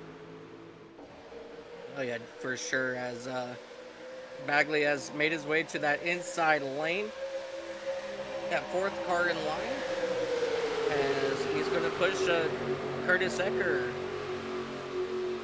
on that inside lane, and now that outside lane has that momentum. Joe Bonner, he's looking for the race lead here in 3 and 4, getting a good push from Kevin Allen in that number 76 singular wireless Chevrolet. Whoa, 92 dipped down track a little bit there. I don't know if anyone saw that, but that was almost a disaster. Looked like he got a little loose coming out of that corner. Not sure if the one was a little too much on him there. Yes, Joe Bonner, he will get down in front of Aaron Roth in that number 57. So now we've got the 76 and 12 on the outside here with Timothy Eisburn making his way back up here into the top 3. Nice and easy here. Watch out for that checkup. And now Red Line Racing, 3 drivers all back together. Yeah, speaking of them, man, if I'm the 76, the 12, and the 92, the last thing I want to do is give up this top line and let that team have all 3 cars stacked up and making their way back to the lead, because that's going to make it harder for everybody else to take those first 3 money spots come the end of this race. Sure. And now the 1 and the 22 get by there on the outside. The 87, he's coming up. And now those 3 on the outside dip down in the race lead.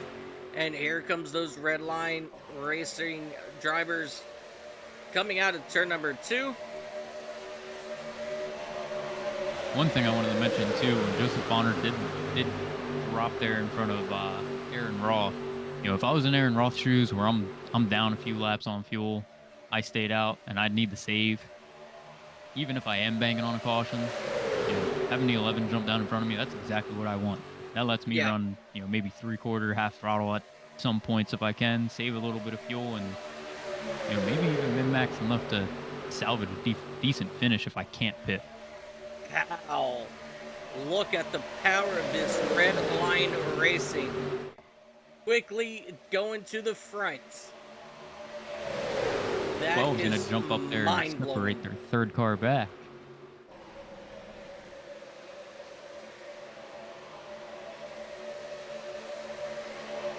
Wow, just the speed out of these red line racing machines are crazy, man. Yeah, them cars have been moving all day. Once they get together, they go just about anywhere they want to go. Oh yeah. Now here comes that inside lane. They're coming back here on out of turn number 4. Now red line is all back together on the outside. Which lane will be able to push the best? We're about to find out here with just 26 laps to go. And it looks like that red line racing, they're going to get themselves nice and tight, and they'll take over the race lead. And now it's red line versus everybody else. Yeah, it looked like the 92 was getting a little wobbly there and really spacing out those front few cars on that bottom line. Yeah.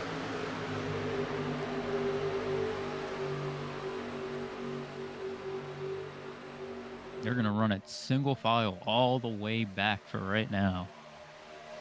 Oh yeah. Though I wouldn't be surprised to see a second line form fairly soon. You got a couple drivers that keep peeking, keep looking. They want to do it, but they don't want to do it alone. Yeah, for sure.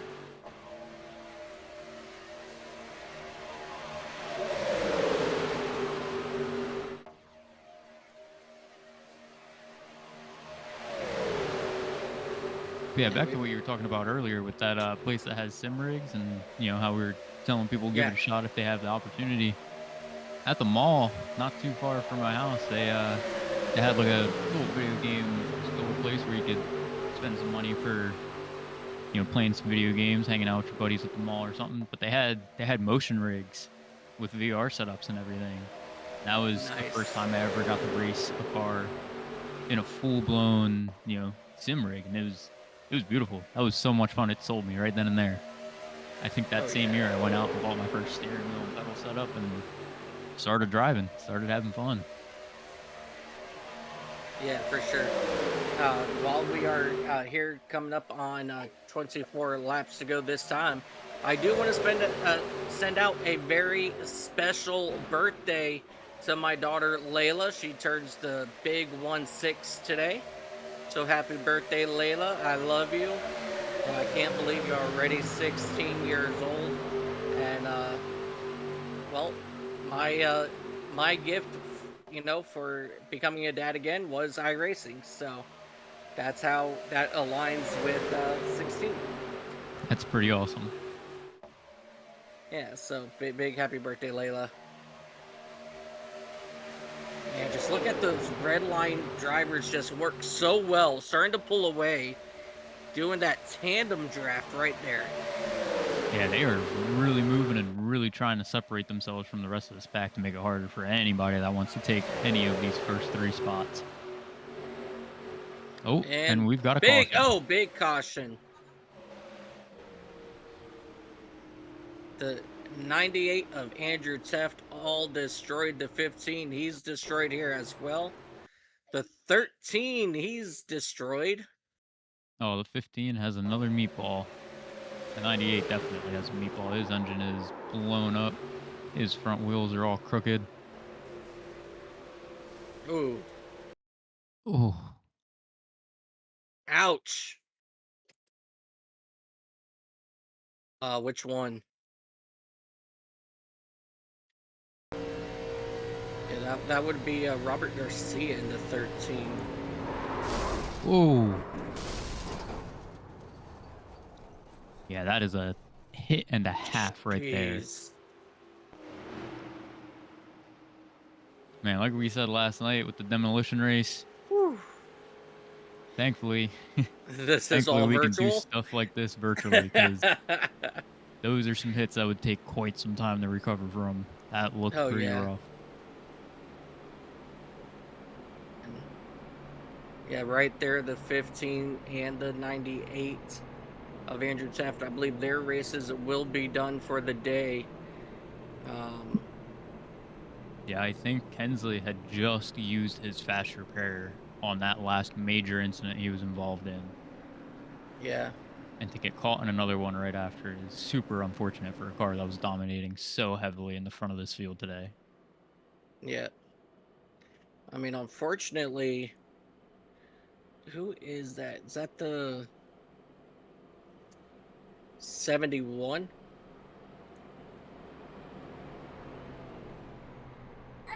Yep, that Yep, was the they were giving it 71. Yeah,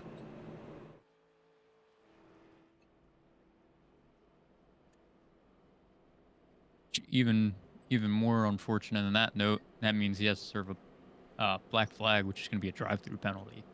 yeah, And if this just so happens to be the last caution of the night, he is pretty much trapped a lap down. yeah. Yeah, that's definitely very unfortunate there, for these drivers. So the way Racers Elite works, for those who don't know, the first incident you cause, it will be a EOL, which is end of the line. The second incident you cause will be a drive-through, and if there is a third, well, you can kiss your car goodbye for the night because you will be disqualified. So they do have a three-strike system, and first strike is tap on the hand. Second one is don't do it again. The third one is you are out of here. So Yeah, and as someone who's been guilty of causing a couple of incidents in just a singular race, it sucks. yes, Nothing worse than having to park your car for the rest of the night when you were having some good fun. And don't get me wrong, mistakes happen. It's part of racing, but that's how we breed a much better and much cleaner racecraft out of these drivers, keeping them on oh their yeah, toes. and like we are working caution number 9.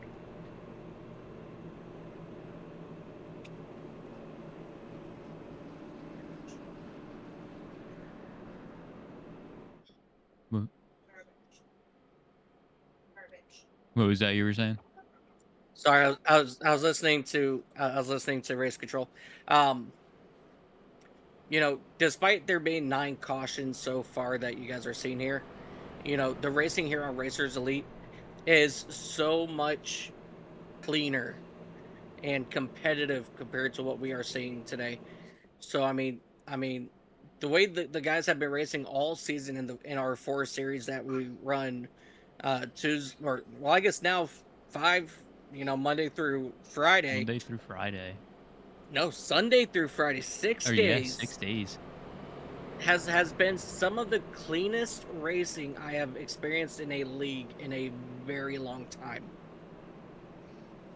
Yeah, just to add on that, I mean, something to keep in mind, especially when we host these money races, like I said earlier, it's in the back of everyone's mind. Everyone definitely drives a little different, Yep. whether it be a little more aggressive, maybe a little sloppier. I mean, I don't think anyone's really been driving sloppy, but more likely to make a mistake because, again, you got that thought of such a nice prize at the end of this kind of weighing on the back of your mind.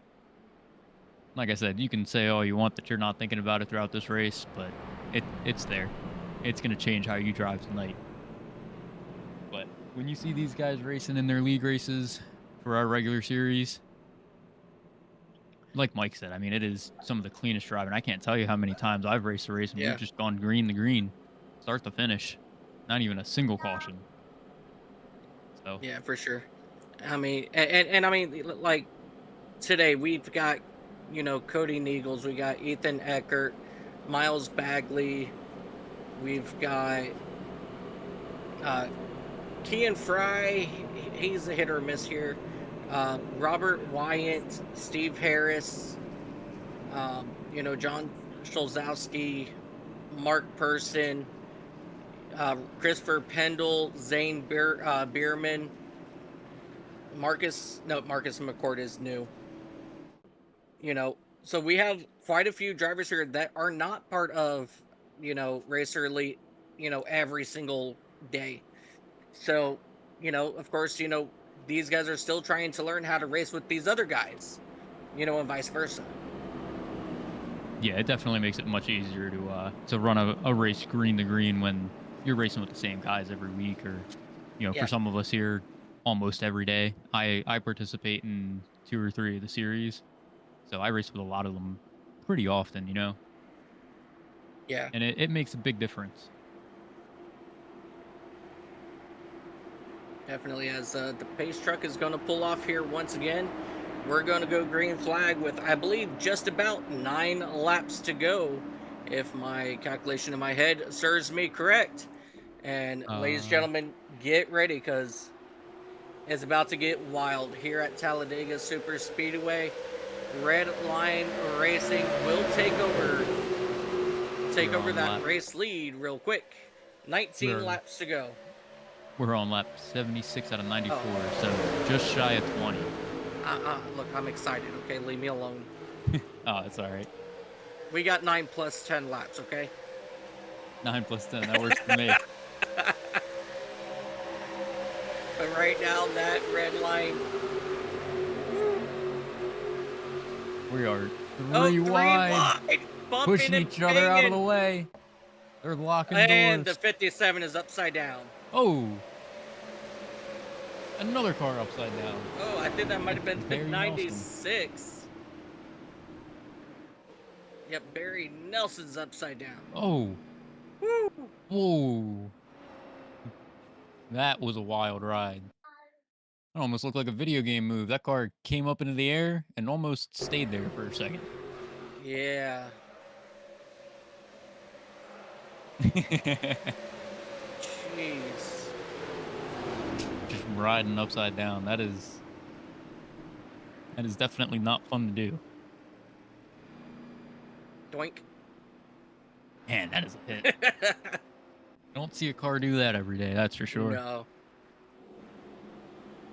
But Definitely that's, another moment where thank God it's a simulator, because yeah. that might have been red flag worthy in an actual NASCAR race. Oh, yeah. All right, so that right there is going to put Terry Fennell and Barry Nelson out of the race.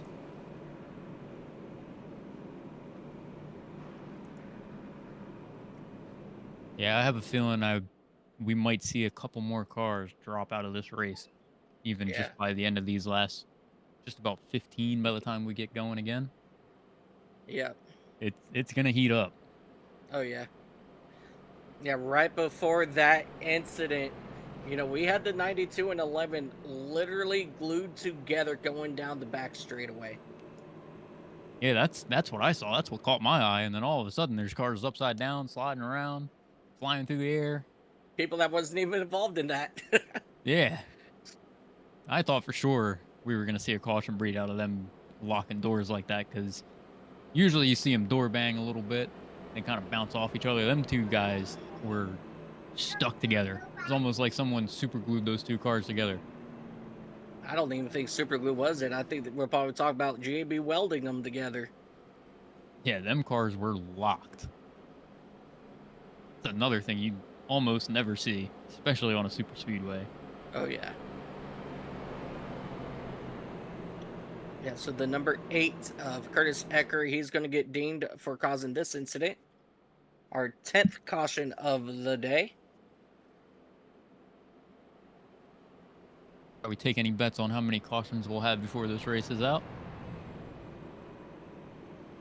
I'm thinking we maybe have 12. That's my estimation. I think we see Yeah. at least 2 more by the end of this. Oh, yeah.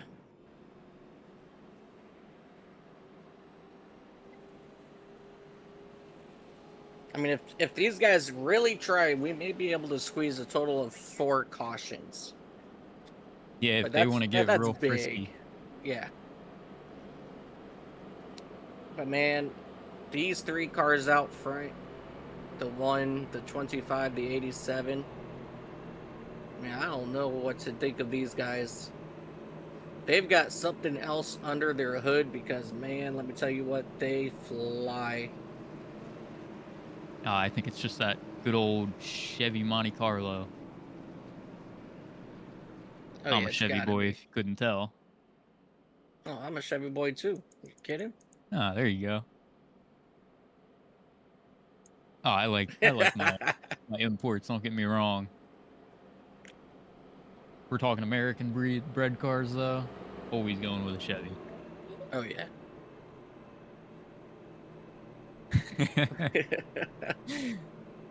My dad, he always, we always grew up and my dad was always like, Ford is stands for found on road dead. And That's then always what I, I was taught. and then out of the blue, I go see my dad and he has a Ford race car. And I'm like, Well, what happened to the Chevy? He goes, we changed it to first on race day. I will say Ford race cars, they're usually pretty good. Yeah. I'm talking from a standpoint, I'm a mechanic in real life. I work on cars, and if there's one manufacturer that I see come to the shop that I'm like, "Oh, great. Just what I want to work on," it's a Ford. Oh yeah. Something about the way they design them cars, they're pain. Now, if we take a step back, we go old school Fords, I'm all for it. Oh But yeah. anything post like 1995-ish, Yep. not a fan.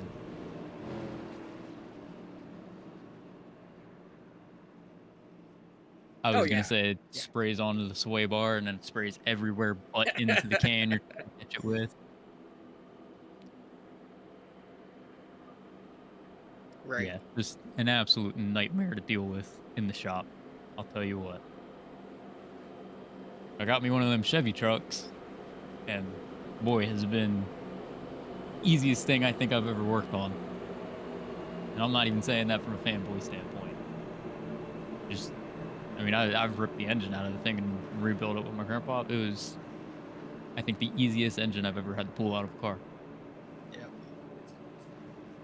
So, yeah, Ford does make some pretty nice race cars. Can't knock them on the racetrack, Yeah. Yeah. but For I'll sure. always tease them. Oh, of course.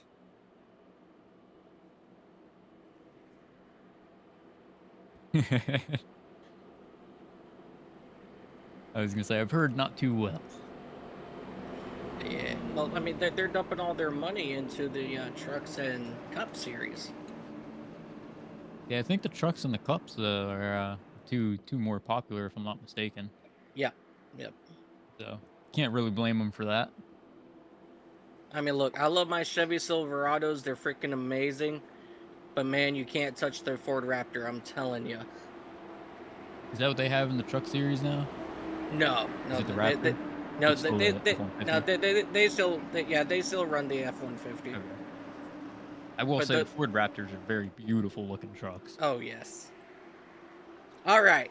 Green flag, 15 laps to go. That inside lane did not get going, but that one of Cody Neagles, he's going to get out to an early lead, but that outside lane quickly disintegrating as they will get those red line racing drivers back single file on the inside here, coming through turns 1 and 2.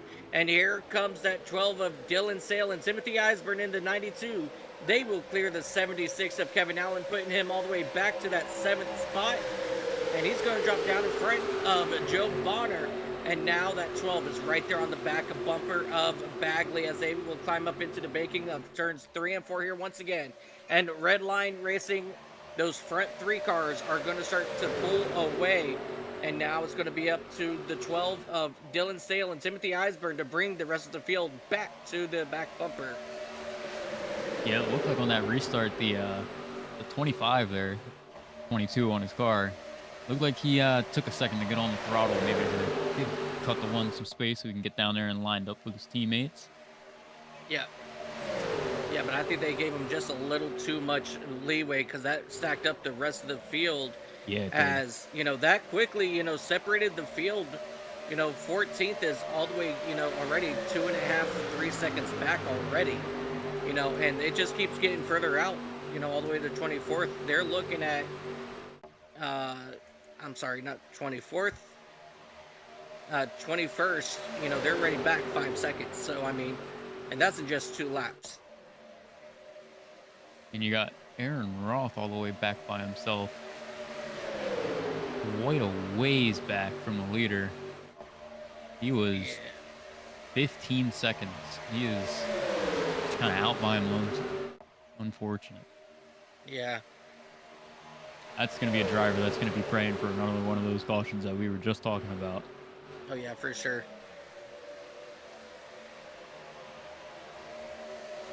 Now, a lot of these drivers are starting to communicate to figure out who's got damage, who doesn't. But I mean, as of right now, we've got a 10 car breakaway at the moment. About to be 9 as Kian Fry, that 20, he's starting to disappear from the back part of this field. And they will come down into the trial here to come to 12 laps to go. And as of right now, laps. Go ahead. Go ahead. No, go. I was going to say, with only 12 laps to go, these boys got a lot of work cut out for them to get by these front 3 cars if they want a shot at some of this money. Oh, yeah, for sure.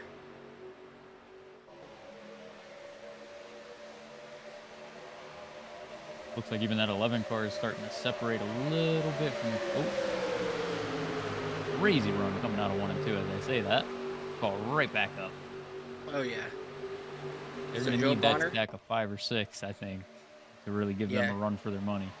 I think we're about to see Redline versus about 7 of these drivers. Oh, 100%. I have no doubt that these boys are definitely trying to come up with something. At the 18 of John Shulwilski calling out for a big shove. It's the trouble in the tri-oval. The 98 is involved. The 101, he's around. The number 8, Curtis Ecker, he's around here.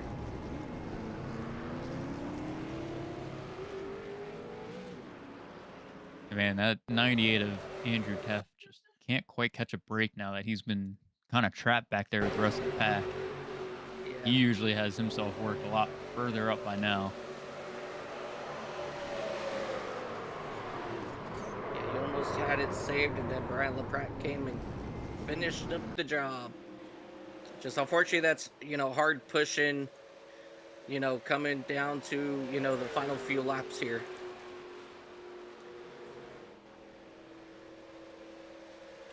Yeah, thankfully, though, that's going to save quite a few drivers and maybe even give them another shot at putting themselves in a bit of a better spot to finish this race out. Oh, yeah, for sure. I know these red line guys were really not looking for another caution, but I can guarantee you just about everyone behind them might have been. Oh, yeah.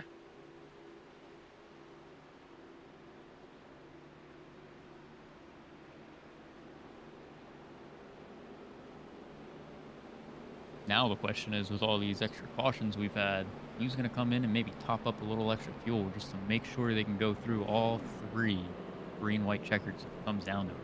Yeah. Yeah, it looks like your top 11 all came back down on lap 62. So that'll put him at just about 32 laps. Give these caution laps here. They might have been able to save maybe just enough, but it's definitely a gamble. Especially if you're the one of Neagles, you're burning a lot of fuel being up there, that lead car. Wouldn't be surprised to even see them maybe switch out a little bit and maybe move the 25 up to the front for a few laps if they need to. Yeah. But I mean, we're now within, 12 laps, or I'm sorry, 10 laps here, when we go back green flags. So, I wonder if these guys have something to work out, if they all take home the top three if they just split the money evenly. More than likely, I've definitely heard of some racing teams doing that between each other. You know, being like, all right, well, if we get all top three spots, then we all get this much cut. So it definitely Right. works out to have a team to work with. Oh yeah, for sure. And especially if you're doing that, it doesn't hurt when you do got to trade out whoever's going to take home the win. Yep.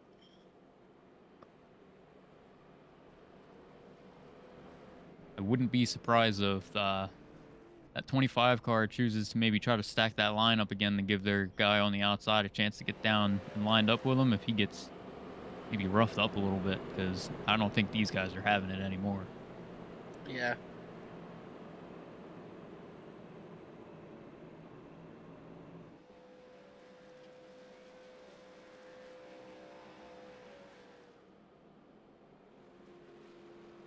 So that 75 of Marcus McCord, uh, he's going to be the lucky dog recipient of this one. Unfortunately, he is still about 6 laps down. So, Ooh. Yeah, I don't think there's quite enough time to make up a full 6 laps now. no, no.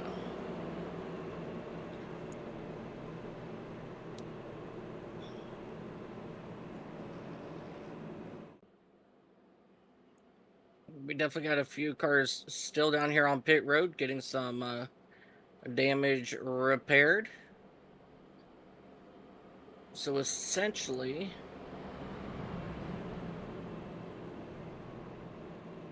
we've got 22 cars on the lead lap, if I'm not mistaken. I Something believe like that. so.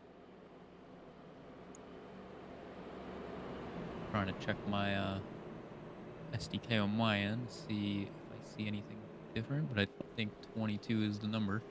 Yeah, yeah. Ecker and Roth are still down in pits. Yeah, they'll Yeah. start lap Oh, 85. Ecker's Yeah. coming out. As long as he gets out just in time, he should be fine. Yep. Aaron Roth is also coming out. They will beat the pace car to the line. They will stay on the lead lap, bringing our total to 23 cars.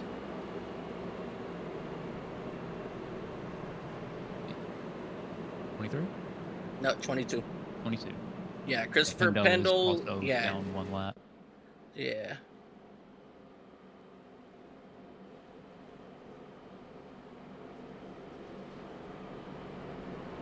That means, though, with 22 cars still on the lead lap, that there is, believe it or not, 22 different drivers with a shot to bring this home in first place. Oh yeah. I can't tell you how many times I've seen a guy in 15th place on the last lap just barely scrape on by the chaos that ensues and bring himself home a first place finish. Oh yeah.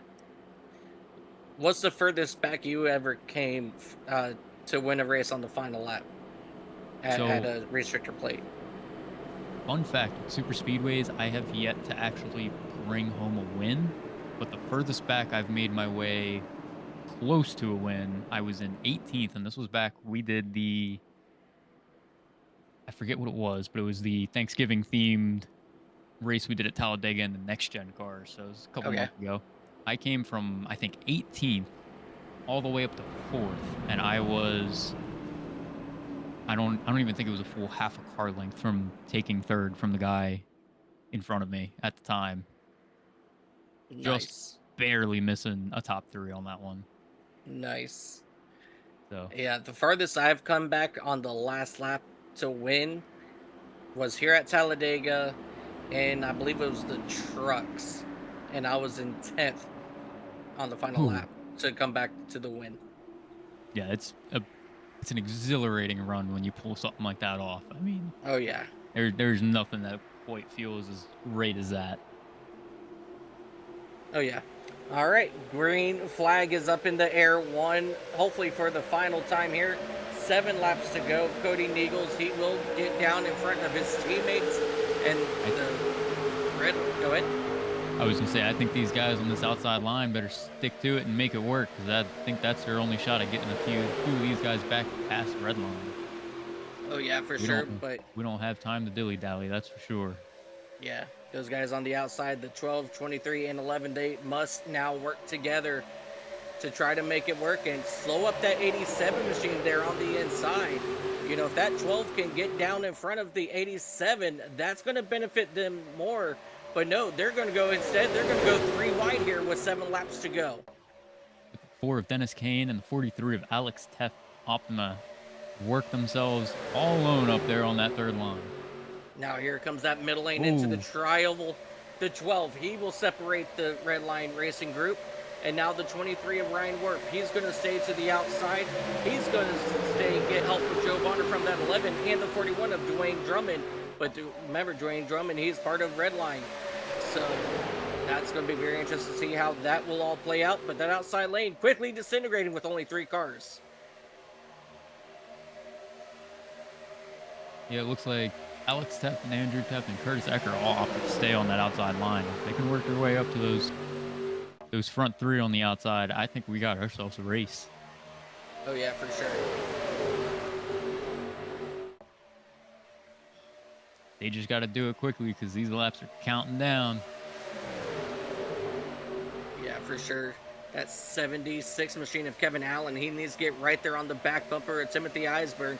And Eisburn, he's going to try to make a run on the 87. No, he's going to stick it right there and stay in that 5th spot for the moment, while these guys will continue to muscle around with 5 laps to go here at Talladega. Cody Niegels, Ethan Eckert will hang out front for the moment. Will anybody have anything for these red line racing drivers here in the closing laps of this race? Now that outside lane still not able to make any movement back in, just about that 6th spot. They're starting to fall back here as Timothy Eisburn, he's now starting to get back to the back bumper of Miles Bagley in that 87 machine. Now, if you're Timothy Eisburn, do you want to help that red line motorsports driver, or do you want to, caution instead. Oh, Andrew Teft is upside down. Another car upside down. That's going to be the 134 of Steve Harris. He is just sliding on his right side. Let's take a look here, see what happened. Oh! He was already sideways before Andrew Teft got to him.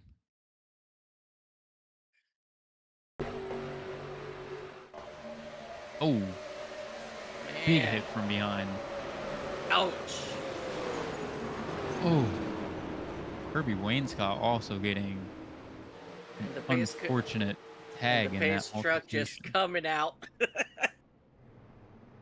I gotta love the pace truck. It's just driving straight through the car that's on its side. Yeah.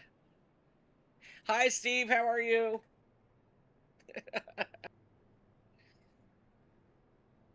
Man, that's definitely very unfortunate there. And,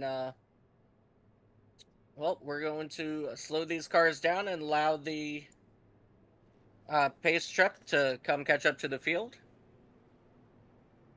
Here he comes now. Another much needed caution for quite a few of these drivers as they close out the final laps of this race. Oh yeah, well, we are definitely going to be going into a green-white-checkered situation, I believe, as these guys will come around to get the 3 to go signal this time. I do believe that is unfortunately going to end the run for Andrew Teff tonight. Yeah. That was the 3rd big accident that he was very unfortunately involved in.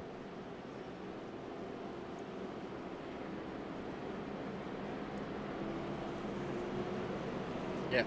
This will throw us into a green-white-checkered, yeah. Which means things are definitely going to be pretty spicy for these last 3 laps. Oh, yeah. The 94 machine there of... I think that's Pendel. Christopher Pendel. Yep, he's going to be the lucky dog recipient, get himself back on the lead lap.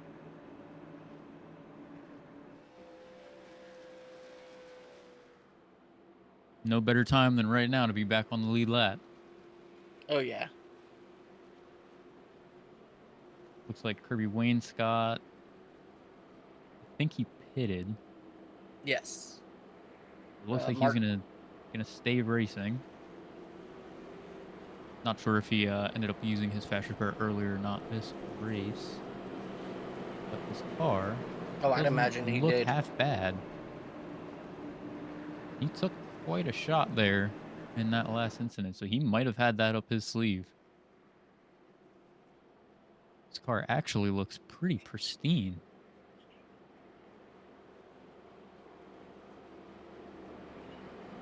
It's another driver that I thought might have been coming to an unfortunate end right at the end of this long race.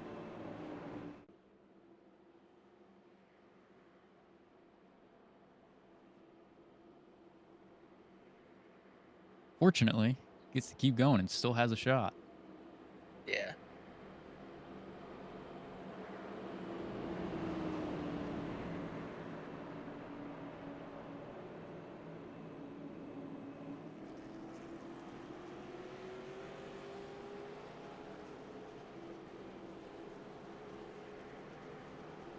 So when did you say you found iRacing? Back in July of this past year, so a Okay. little under a year ago now. And the funniest thing about me being, well, one here broadcasting, but two in like doing NASCAR stuff. I mean, I always liked NASCAR growing up. I grew up racing dirt. I think I had mentioned that to you last night during our Yeah. demolition derby race. And my buddy was like, "Yeah, you know they have like a bunch of dirt cars and the dirt ovals and stuff. Like they have that all on iRacing." And I was like, "What? No way." Looked into it, ended up Yeah. subscribing, had an absolute blast. Started out in the micro sprints. Now I'm racing just about anything that I get in the mood for at the time. And yeah, I love it. I grew up on a dirt track. Feels like home to me. And then I Heck found yeah. Racers Elite and now I'm here. Heck yeah. And next season, we are moving over to the modifieds on dirt. So, Yeah, I saw that. That looks pretty fun. The only oh yeah. unfortunate thing is I'm usually pretty busy on Fridays. It's the one day that I tend not to be around the race. But if I can help it, I'll definitely be in a couple of those ones. Yeah, for sure.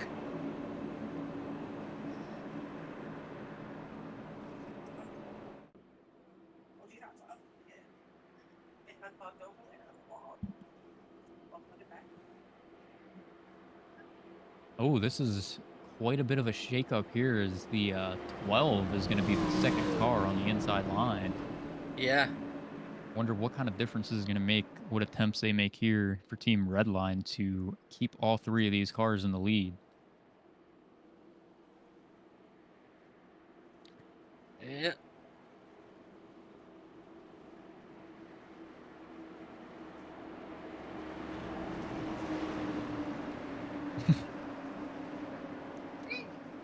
Well then. But we are coming back to the green flag for our first green-white-checkered attempt. Neagles, Eckert, and a Bagley will bring the field to the green. And look at that outside lane absolutely go. And that's going to bring Man, the, yeah. what a jump. Not like a jump to start, but just what a good start. Yep. 76 is going to slot himself in that just enough space he had between the 12 and the 25 there. Yep. That's going to be very interesting to see what's going to happen here in the final 2 laps of this race. Will that outside lane get enough momentum? No, they got issues with that number 20 of Kean Fry. He's going to start to lose a little bit of connection here. And now that 12 machine of Dylan Sale, he's looking to go high. The 92, he slips up to allow the 23 of Ryan Warp go by. He's going to get down back behind Warp.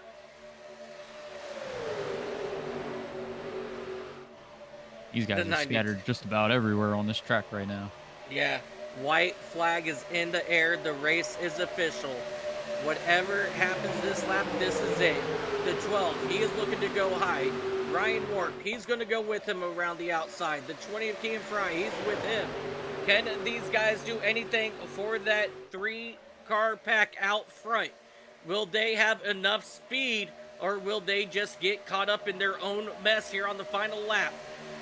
It's Redline versus everybody else. That 12 car getting a good run here, but nobody's with him. Dylan Sale, he is now up there with He's not lifting. Oh, no, he's not lifting. There goes one driver from Redline. Now, who is it going to be? That 23 Ryan Warp, he's going to suck up right behind. It's going to be Cody Niegels and Miles Bagley to the race lead. And here comes the 23 of Ryan Warp. Will come home third.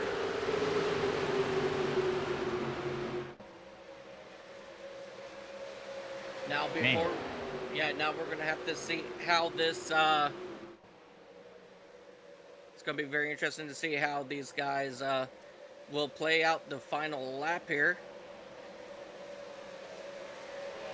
as we're gonna have to wait to see what the final results are based off of race control. Yeah, I do believe our top three are gonna stand. Yeah.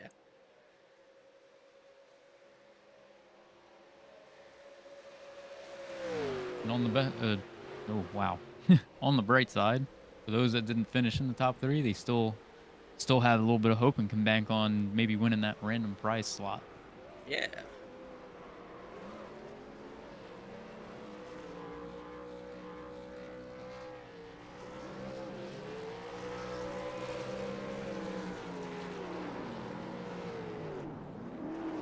The 1 and the 87 are gonna do some nice donuts.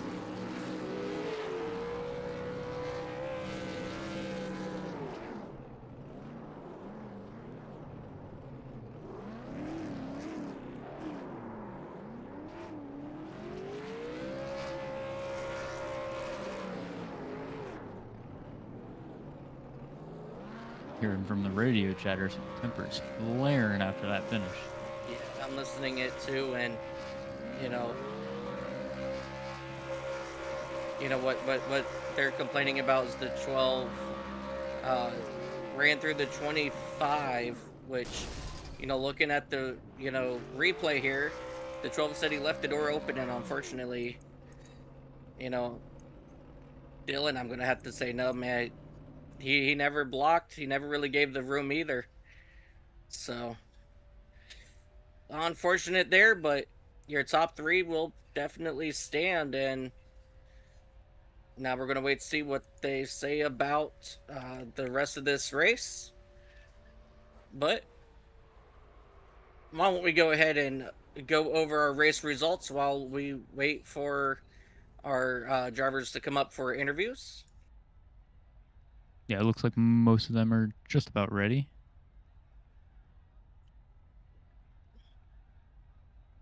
All right, so your race winner for 100% for sure is going to be Cody Niegels in that number one machine, and teammate Miles Bagley will come home second. Ryan Warp, he'll come sneaking by for that third position. Give me one moment. Let me turn off the audio. Yeah, we're about to do the same thing.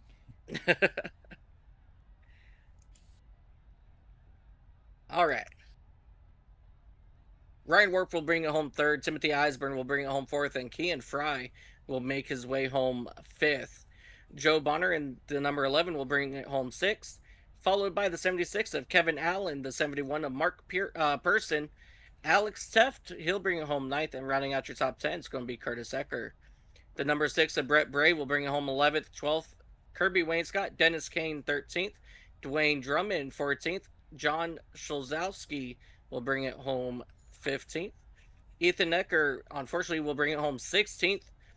Aaron Roth will bring it home 17th. Christopher Pendle will bring it home 18th. Dylan Sale 19th, and the 7-Eleven machine of Trevor Fetzig will round out your top 20. 21st, you've got Andrew Teft in that number 98 machine. The 16 of Zane Bierman will bring home 22nd. Robert Wyatt will bring home in the number 68 machine 23rd. 24th is going to be the 134 of Steve Harris. Marcus McCord fought his way back to a top 25. Brian LaPratt will bring it home 26 in that 101 machine, the 96 of Barry Nelson, the 50 of Terry Fennell, and the 13 of Robert Garcia will round out your top 29. Kesley Smith, disappointing finish of 30th. And to round out your 33 card field here today, it's going to be Kyle Hess, Patrick Millett, and Frank Chavez. So I'm very unfortunate for those drivers there, but let's go ahead and talk with our top three drivers, starting off with third place finish runner up of Ryan Wart. Hey Ryan, it's Mike Josh up in the booth. Got a copy. Yeah, I gotcha. Ryan, man, what an long, exhausting race, I'm sure, behind the wheel of that number 23 machine. And, man, you zagged when you should have zagged there on that final lap to come home third. Man, what was it going to take to possibly beat those red line racing machines?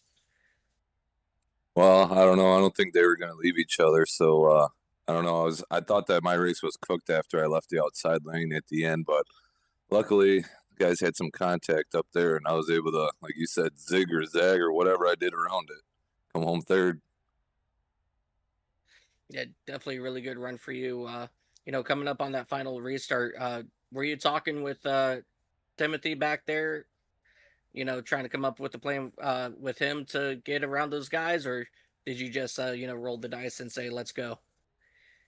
I just kind of was winging it. I didn't really talk to anybody. I had Blake Beacon spotting for me and crew chiefing for me, so he was helping me out. But yeah, I don't know. It was a long race. Yeah, definitely. And Josh, do you got any questions for Ryan? I guess really just what was really going through your mind there at the end? Like, what was your game plan? Anything? Or just like you said, just kind of roll the dice? Yeah, I was just going wherever I don't know who it was, 12 or maybe he went up high, so I followed him up there, and then I don't know, it was kind of falling apart, so I went back down, and I thought that was the end of my race, but luckily I was able to keep her in line there. I just don't really like how these cars draft. It's really weird. I don't care for it at all. Yeah, they're So I really definitely a didn't know. little I funky. really didn't know what to do. I was just well, whatever. I'm just going wherever. Well, it looks like fate worked out for you tonight. Yeah. I've never really had much luck in these money races, so I was pretty happy. It's the first time I won anything in them, so that's good. I'm pretty excited. Oh Yeah, yeah. man. Well, congrats. Thank you. And is there anybody that you'd like to give a shout out to before we let you go today? Just well, you guys announcing this and race control, Andrew putting it all on for us, and then my spotter Blake Beacon, he's helped me out. Thank him for that, and all my friends and family that are watching. Alrighty. Well, congratulations, buddy, on your third place finish, and we'll catch you on the next one, man. Yeah, thank you. All right, ladies and gentlemen, driver that number 45 machine is going to be Ryan Warp bringing it home second. Let's go ahead and bring up Miles Bagley, driver of that number 87 machine. Miles, this is Mike and Josh up in the booth. You got a copy? Yes, sir. Miles, man, what a incredible run out of Redline Racing here today. You guys practically dominated start to finish. You guys did lose. Who was it there on the final lap? I'm drawing Ethan it. Eckert. Yeah, yeah. You guys lost Ethan there on the final lap. But man, what was it like on those restarts trying to work together to get you guys back single file? And other than with how it went for Ethan, did everything else work out to plan for Redline? I mean, yeah, pretty much on the restarts, it was really just didn't even really coordinate it. It was really just the leader jumped and we just so happened to be able to clear. We weren't really trying to play any games. But I mean, I think the night went really well. There was a couple times where we had to crawl ourselves back from the back, but I'm glad we were there at the end. Yeah, I was actually getting ready to talk about you and Ethan being further back in the field, hanging out. I believe it was like 15th and 16th, and then right at that caution came out as I was talking about it. So that kind of saved your guys' day there. But I mean, Man, you guys were just wicked fast, and the three of you guys working together versus everybody else, it was just absolutely amazing to watch. And I'm very glad to see how that all played out for you guys. Josh, is there anything you'd like to ask Miles before we let him go today? I mean, as far as questions go, I don't think I really have anything, but I will say that was some pretty incredible teamwork and some pretty good driving. I mean, you guys, like Mike said, you guys just dominated just about start to finish. It was pretty impressive to watch. Yeah, it was fun being out there. Yeah, definitely a really good run out of you guys. Is there anybody that you'd like to thank before we let you go today? I think obviously Andrew for putting us on, you guys for broadcasting. I'd like to thank Matt Metler for bringing us out here for this race, and then obviously Cody and Ethan with Redline and Nightmare. That was really fun racing with them. Yeah, for sure. Well, congratulations on your runner-up, buddy, and looking forward to seeing you at the next one. All right, sounds good. Thank you. Alrighty, ladies and gentlemen, driver of that number 87 machine, Miles Bagley. Let's go ahead and bring up Cody Neagles, driver of that number 1 machine, bringing it home first. Cody, am I saying your last name correctly? How'd you say it? I didn't even hear. Neagles. Nagels, but close enough. Nagels. Okay, Nagels. Oh, now we know. Well, now we know for future reference, man.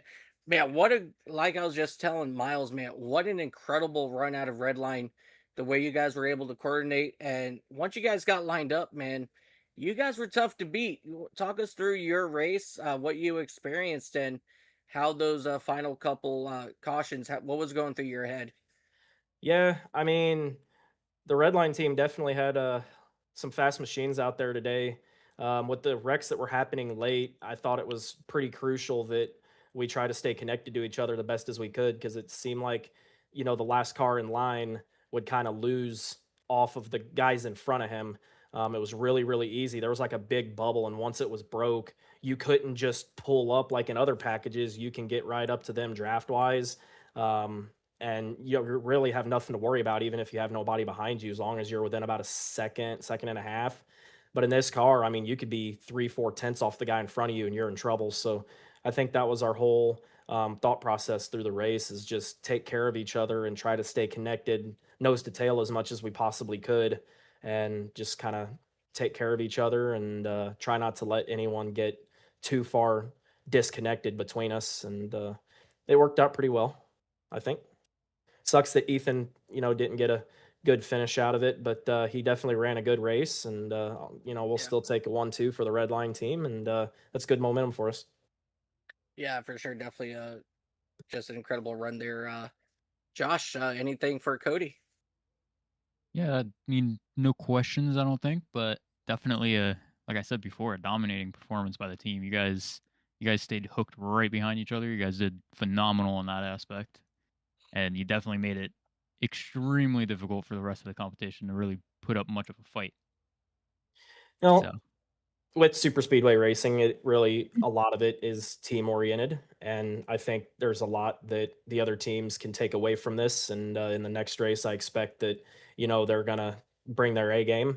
It's all about coordination. We didn't get green flag pit stops this race, but you'll see it more with the green flag pit stops in the other races. But it really, you have to coordinate with your team with strategy, make sure everyone's taking the same amount of fuel, and make sure everyone, within reason, is relatively close to each other. If we had somebody that was, 3-4 spots back, we would do everything we could. We would go up in a lane if we were clear up to go up and help them. We didn't want them, losing any more track position because it's crucial and it helps us be able to finish where we want to finish.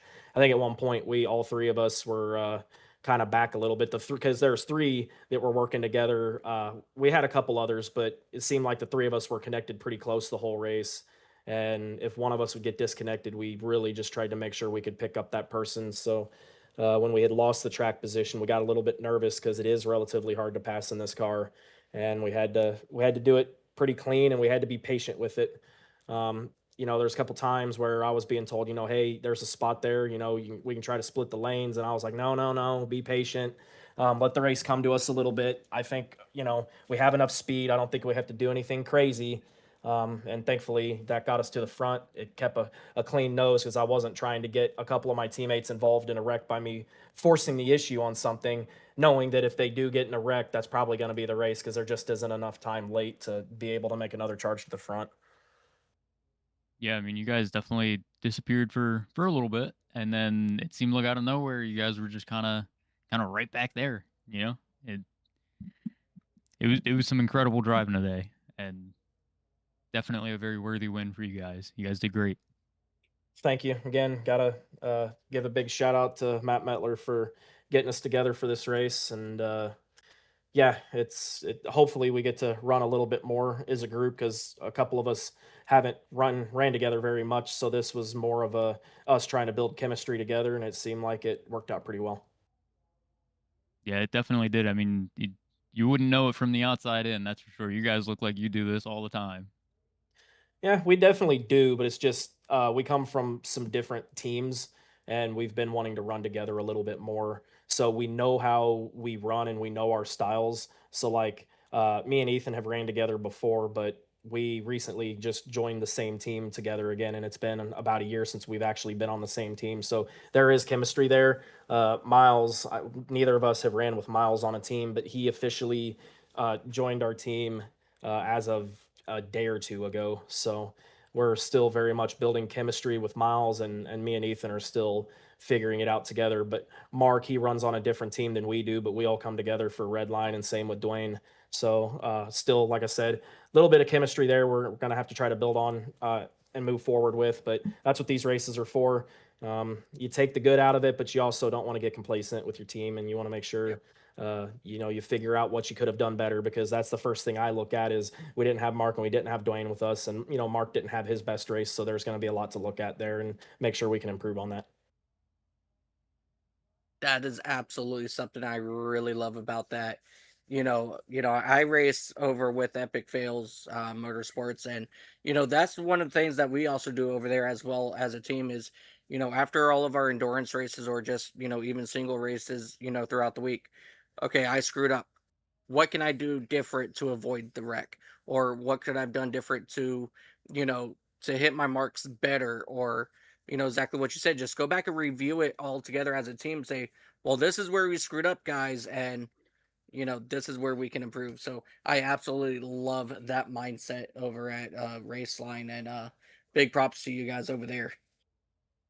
For sure. Thank you, and I So appreciate you guys putting on the broadcast and everything you guys do on that front. yeah, yeah, absolutely. Well, Cody, again, congratulations on your race win here today, and we'll see you in the next one, man.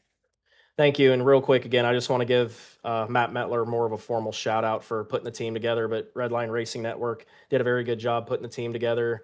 And I want to thank CCR Flying Aces for also being on the car, and my teammates at Nightmare Esports. Absolutely. Well, congratulations, Cody, and like I said, we'll see you at the next one, buddy. Thank you.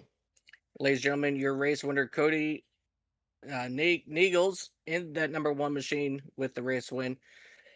Josh, man, what an incredible day. We're not going to take up much time, but real quick final thoughts before we head out.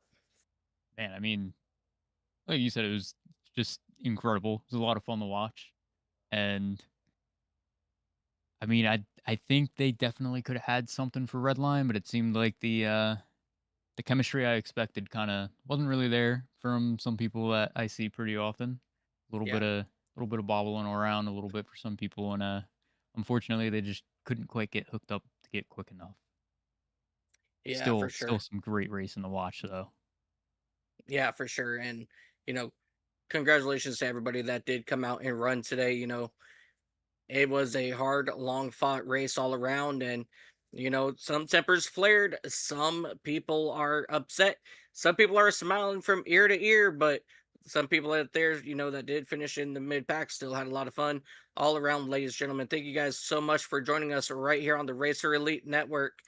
And we will catch you guys tomorrow night when we go dirt racing. I believe it's the dirt racing I think we're that the on asphalt no tomorrow with the asphalt. SRX. I'm sorry, SRX. Yeah, it's going to be asphalt short track racing and the SRX cars. And until next time, ladies and gentlemen, always remember no matter what you do in life, no matter what it is, anything, you guys have fun doing it. If it's not fun, please go make it fun. And always remember, have yourself a beautiful time zone. Until next time.